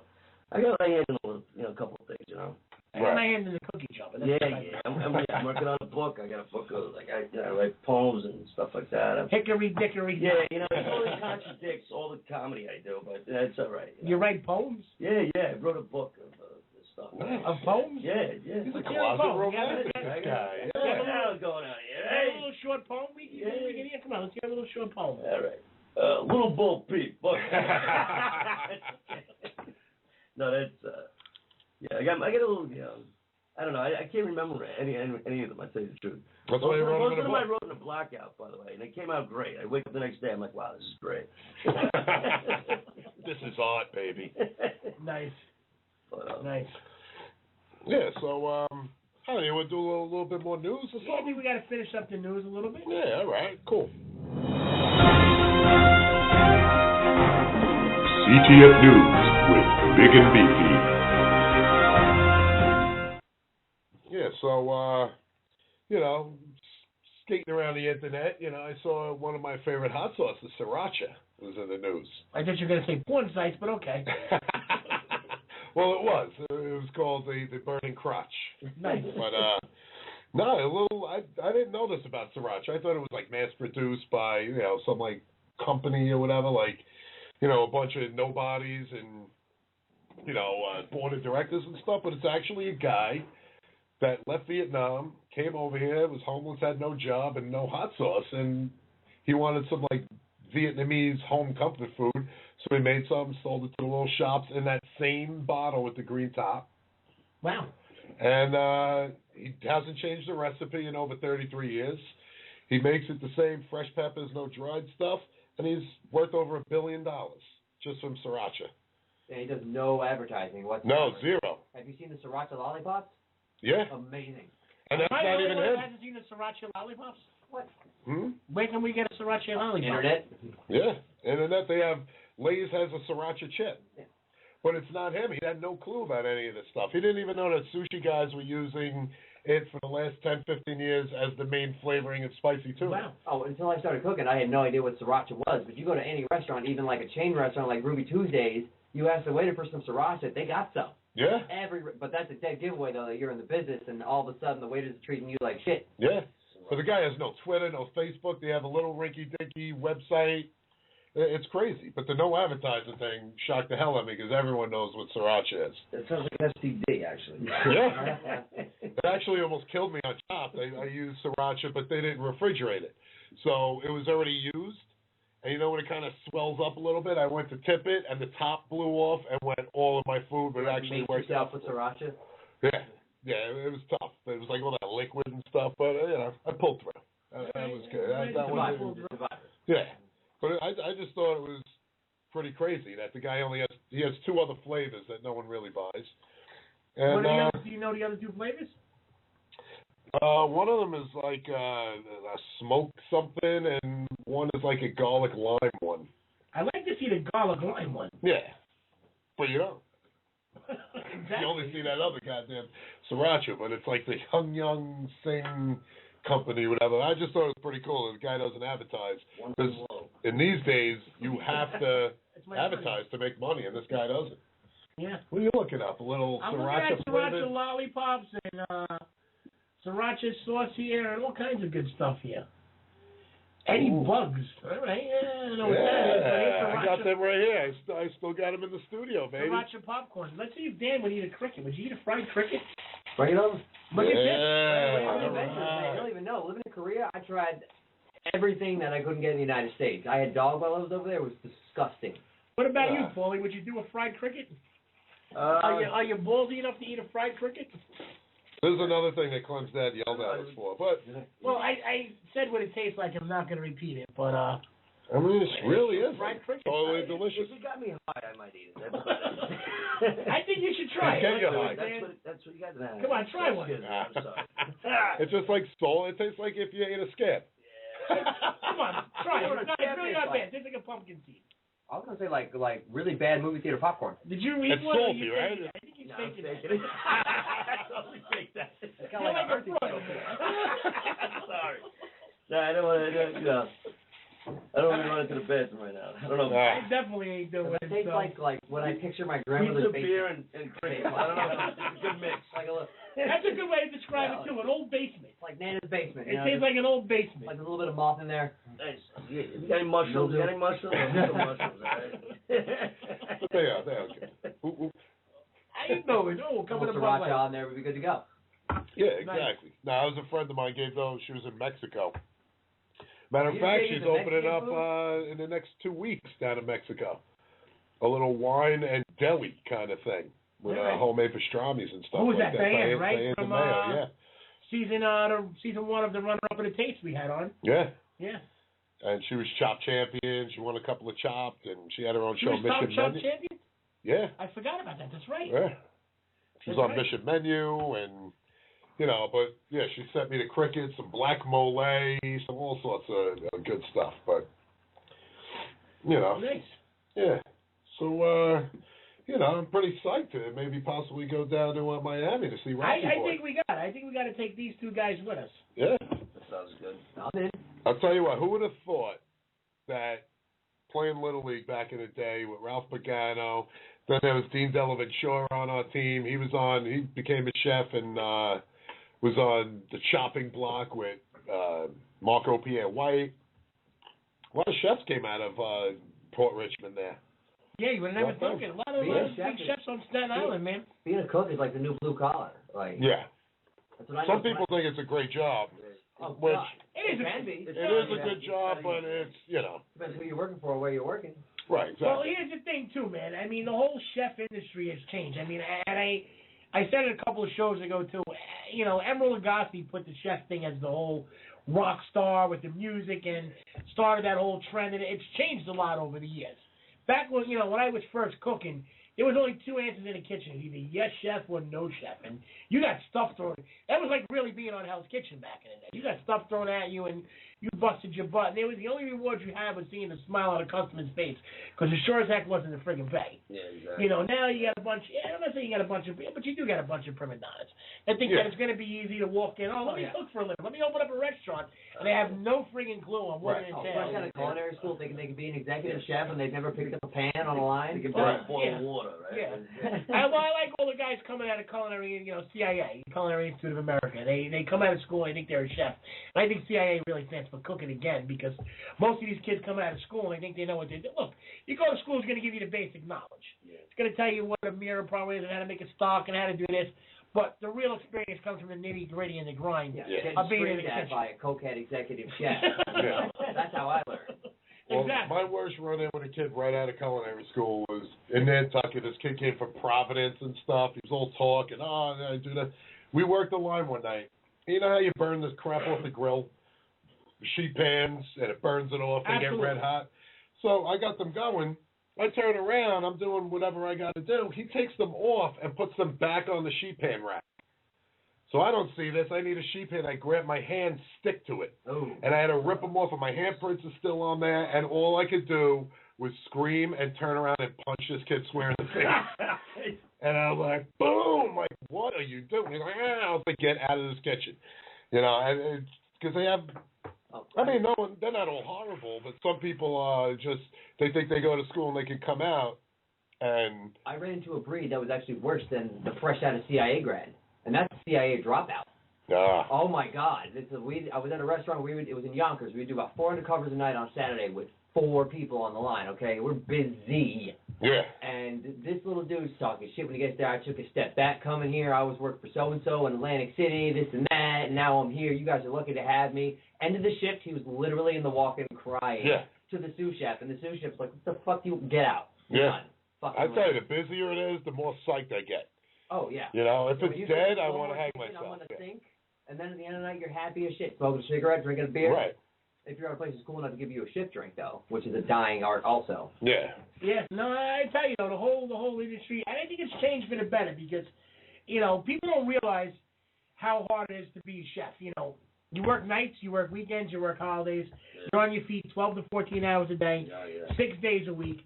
If it's 100 degrees outside or 90 degrees outside, bar none, it's 110, 115 in that kitchen. Yeah, and you're falling on grenades left and right for someone else's mistakes because you don't argue in the middle of service. Right. Absolutely. I really thought I wanted to be a chef, but then I thought about it. I just like to eat. Yeah, exactly. It's like food, all right? I really don't want to go like 12 hours a day. Now you're writing poems. I picked the wrong occupation to try to get involved in, but. Yeah, we're gonna try to call Justin back. Yeah, we're gonna try to bring this girl to. We don't know if they're gonna answer that. Hello. Damanjico. Yo. What's going on? I'm actually walking outside with them right now. I told them 6 times. I said we gotta go. She was so excited to see Will. Yeah, I know. When she called up, we had some technical sound problems with so many people calling in. Figured that. Yeah, we couldn't hear her, and I definitely would love to say hello to her. And by the That's way, what I said. She's like, I hear people. I don't know. I hear them. Yeah, she's nervous. So, yeah. This is Chef she's definitely nervous, no doubt.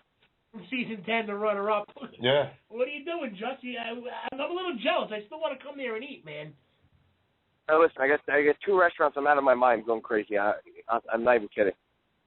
I thought Hell's Kitchen was hard, and then when you actually have to deal with this kind of crap, it's really crazy. But what's going to happen is this. Actually, I have to run back inside for 5 minutes, but Will's here and Katie's here, so I'm going to put Katie on the line. But Will's cool. He'll back her up. No worries. All right. All right. Cool. All right. Hold on one second. All right. This is Big and Beefy. This is Big and Beefy. This is Big and Beefy. It's Clemenza and Chef Rob. What's going on, guys? I got here. What time did we get here? About 7ish, and I've just been having the time of my life. I can't believe all this. You're hanging out with HK people. You got some Hell's Kitchen people on the phone. You got Dan here from season 11. It's like you got me here from it's like season 10. It's like a dream. Yeah. Nice. Yeah, nice. Ralph from Maybe season now you 1. can be a little nicer to me on the Hell's Kitchen Underground site. Yeah, keep breaking it chops. For those of you that don't know, she runs the Hell's Kitchen Underground website. Everybody check it out. And she keeps everything up to date with birthdays and fun things and all the news about Hell's Kitchen and Gordon Ramsay and all the contestants. And I got to tell you, one of my favorite things to look at. I think you do an absolutely tremendous job, and I thank you for what you do because I'm always on your site checking thank you. it out. It's a pleasure to talk to you, and I'm so glad. Oh, it's a pleasure to talk to you. Fuck off, you fat useless sack of fucking Yankee stanky doodle shite. That was a little Ramsey. But that was number 3 in the top 10 It looks like a Ramsey dehydrated one-liners. camel's turd. All right, now he's going on with the Ramsey on it. Oh. Dan and I sitting here having flashbacks. Yeah, right, seriously. Dan's hiding behind the I'm starting computer. to take my shirt off like it's a jacket. And what do I do? So, you want to give your website out? Give your website a plug. That way we get more people checking out your website. How do they find your website or your Facebook page? Oh, hold on. I couldn't hear that because Justin came out smoking and all I could hear was him. Oh, okay. he's that hot. He's so hot. He's smoking, this guy. He's handsome bastard. How do people find you on Facebook? Why don't you tell us how they can find you on Oh, Facebook? how to find me on Facebook? Okay, Yeah. that I heard. You just search for Hell's Kitchen Underground. That's all it is. And it's right there. The little profile picture. It's just Ramsey's face underneath the Hell's Kitchen Underground logo. He's got a knife in his hand, probably ready to tear ass. Nice. So what are you doing? You're hanging out. Where's Will? Put Will on for a second. I want to say hello to Will for 1 second. Mhm. You want to say hello to Will? Yeah, tell Will to get his ass on the phone for a second. Yep, he's right here. Oh, this is too cool. This is too cool. Yo, what's going on, Will? It's Clemenza. How you doing, boy? What's going on? How you doing, man? What's doing?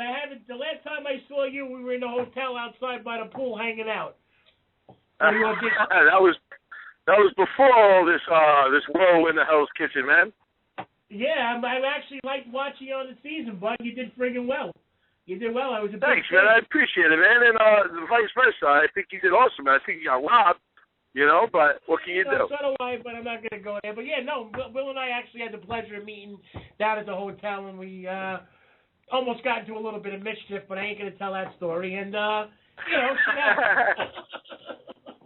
Yeah, man, I appreciate you keeping that under the in the wrap, I guess you would say. I ain't gonna blow it up the spot, We got Hell's Kitchen people can get into a little bit of trouble at times. It happens. Hey, man, trouble happens with chefs, man. Trouble happens with chefs. But it's good to so what have you been up to, man? Everything good, Clem? Yeah, we're doing this Big and Beefy show, and it's fucking starting to take off. We just had Ralph Pagano on from season 1 and Iron Chef and all the other shows that he does, and we got people from Chopped and The Taste and all kind. We got Dan here from HK11 sitting with us right now. And it's taking what's going on, brother? Hey, what's happening? That's awesome, man. So you're doing your thing, Big and Beefy. Yeah, you know it, man. We got to get together one of these days, Will. We actually got a question. Yeah, man. We'll hit up a Rangers. We'll hit up a New York Rangers game, man. Hopefully, we'll turn the luck around. Don't even get me started. 9-2, 6-2, 4-0. Oh, what the hell is going on? We're getting abused. It's ridiculous, man. Well, hopefully on Thursday we can destroy Philly. So. I got a question actually on our chat room for Clemenza and other Hell's Kitchen people. It says, Clemenza, are you the one that had to be removed for health reasons on Hell's Kitchen? No, that was wrong. We were just talking about that, right? All right, let me just tell you all the quick story, very quick, on what really happened, okay?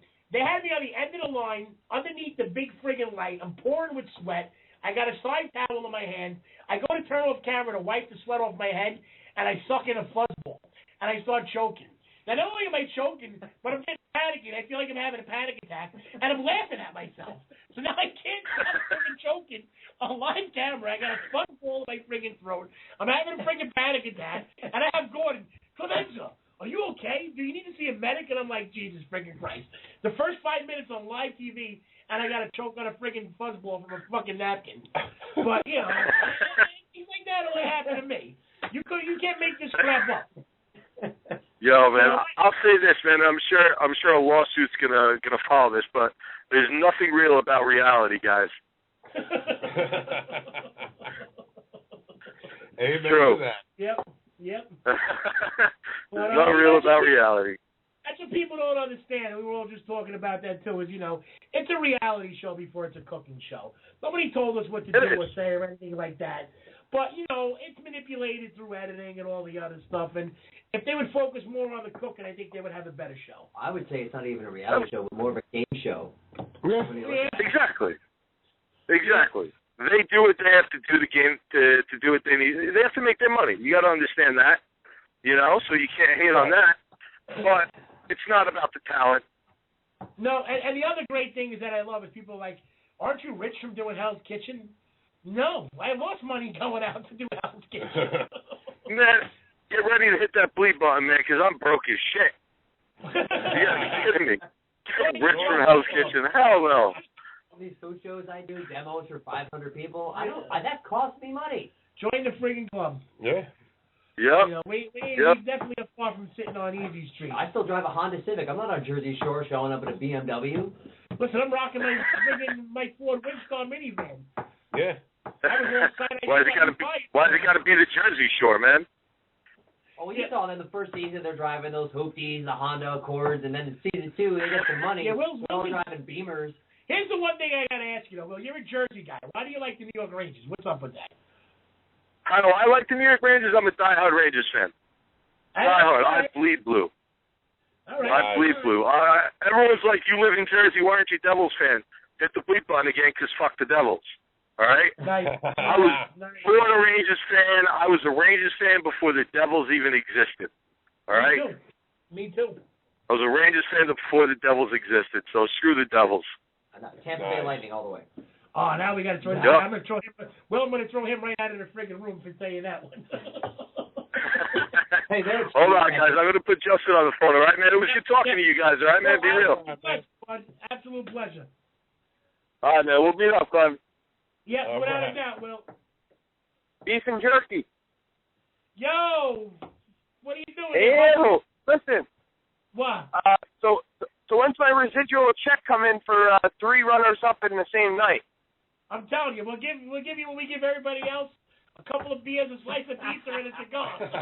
When are you actually going to come up? What do you mean? Why are you talking about my life? That's my whole life. That's all my life is. I walk around, I talk to people, I have a couple glasses of wine, and I eat some good food, and that's it.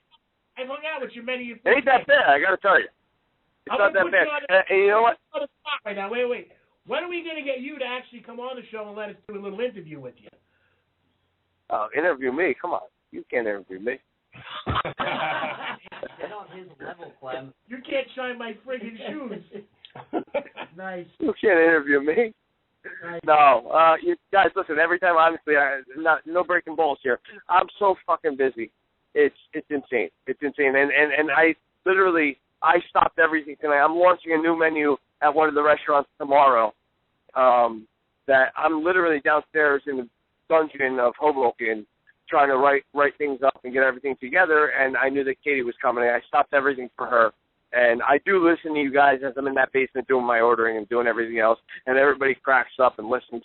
You know, my general manager comes in, he's like, is this fucking real? I'm like, you pay your ass to Jim. This is 100% real. This is unreal. And you're nuts if you're not laughing at what the hell's going on here, because it's freaking too much. And there's a lot of times I just want to call in and break the balls. But, I'll do it. I'll do it sooner or later. Let me do what I have to do with this new menu. I just took on the second restaurant. Go home and get your fucking shine box. Jerk off. Fucking jerk off. Wait.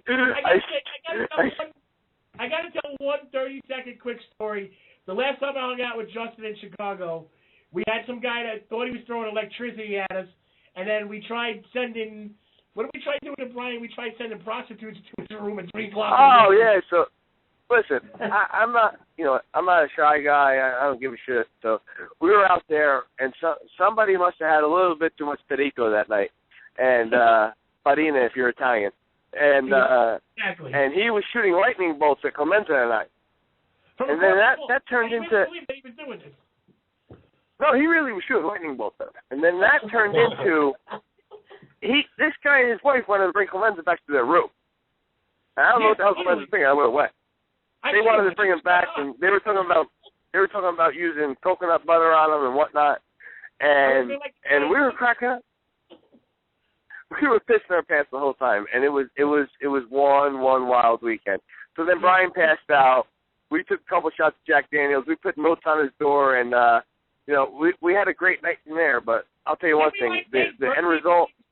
Wait, did we take birthday balloons from the lobby and start moving furniture around too at one point in time in front of his door? So you want to tell him everything? We can tell him everything. Yeah, we moved the flowers and everything else in front of his door. I put a sign on his door. Excuse me, maid. I love you. Here's $10. Please don't come inside. I got a nice transvestite in here with me. But I'll tell you, the end result of that whole weekend was this: we went out to Chicago. We got paid a couple dollars. We had a good time, but the person who laughed last was Clemenza because he was in a room with this broad was friggin' gorgeous. She was hot. And this guy was in the room with her, I think, for almost a day and a half. Brian and I took off. This was in the outskirts of Chicago, and we took off to go into downtown Chicago to hang out for the night. She was like, I ain't going nowhere. I'm staying here. This broad is too much. You know what she's going to do to me? She said she's going to rub oil on me and slide all over my body. Well, that all started out because I was doing my demo, and Justin and Brian decided to get into the bathtub, that they had a little bathtub display going over there. And this girl turned around and said, I want to get in the bathtub with you, Clemenza. And I was like, sure, come on, let's do it. And next thing you know, I was in the room getting rubbed down with hot oil by some wild, exotic, friggin' go-go dancing chick from wherever else she was from. We got to start hanging out. And if you guys don't know, if you don't know this, listen, I came in second place, great, whatever. I was the runner-up. I walk into, we're in Newark Airport, getting ready to go. Me and myself and Clemenza, we're getting on the same plane. We're getting ready to go. I'm like, let's go grab a beer. It's 10 o'clock in the morning, but that's how I roll. I'm like, let's go grab a beer. We went to go get the beer. Every single person was like, Clemenza. He goes, hey, that's Justin. I'm like, who the fuck's she? True story. Oh, but yeah, listen, Clem's a great guy. I love him. I love what you guys are doing. It's a great show. It's hysterical. I do listen whenever I can. We'll schedule something. We'll get together. Katie, I thought she was going to pass out for a second there. I really did. No, great to see Will. I'm a big fan of Katie and the work she does, man. She does a phenomenal job, man. Yeah, dude, it's unbelievable what she does for us. That's what I told her. She doesn't get it. Yeah. I told her, I said, what you do for us is we couldn't thank you enough. We're not celebrities. We're chefs. We're gavones. Yeah. We're animals. We got pot bellies. Come on. What the hell are we? We ain't Brad Pitt here. We went on a show with Gordon Ramsay, and, he made us semi-famous, and you're making us even more, you make us more to the public eye than anything. Unless you're Clemenza, because fucking everybody in the world loves him. Nice. But listen, guys, so great to hear from you. So great to talk to you. Both of you go fuck yourselves, and I'll talk to you soon. All right. Be good. And there you have it. Be good, guys. That was it. Justin from HK. We're going to wrap it up now. Yeah. We got want to thank Paulie Schneider, comedian, longtime friend. Yeah, man. Chef Dan from HK. Next week's guest, by the way. New friend, hopefully to be a longtime friend. Good guy. Ralph Pagano. Awesome. Katie for doing the Hell's Kitchen Underground website. Yeah. And Chef Will, runner-up of season up. Wow, we had a big show today. Yeah, it was a big show. Can't forget Rob Burmeister over here. Yeah, baby. Chef Clemenza in the house, and we're going to wrap it up and do a little song, Once again, thank you, everybody, for listening. Tune in next week, 7 o'clock. Yeah, Big and Beefy Nation, baby. And remember, keep chewing the fat. Yeah. There it is. Oh, I just love it, the way he just rubs mayonnaise all over his body. It just leaves me so dripping wet. Oh, my God.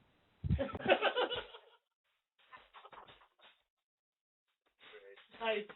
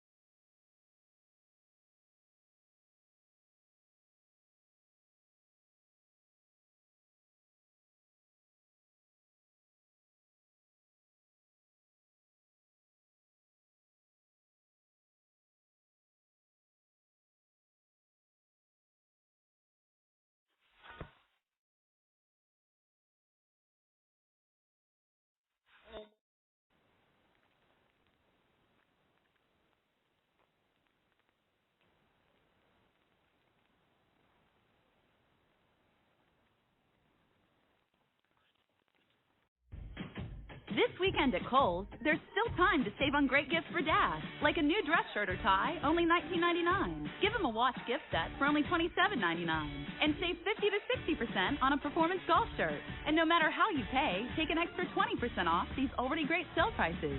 Everyone gets Kohl's Cash, too, Thursday through Sunday at Kohl's. Now that's the good stuff. Kohl's.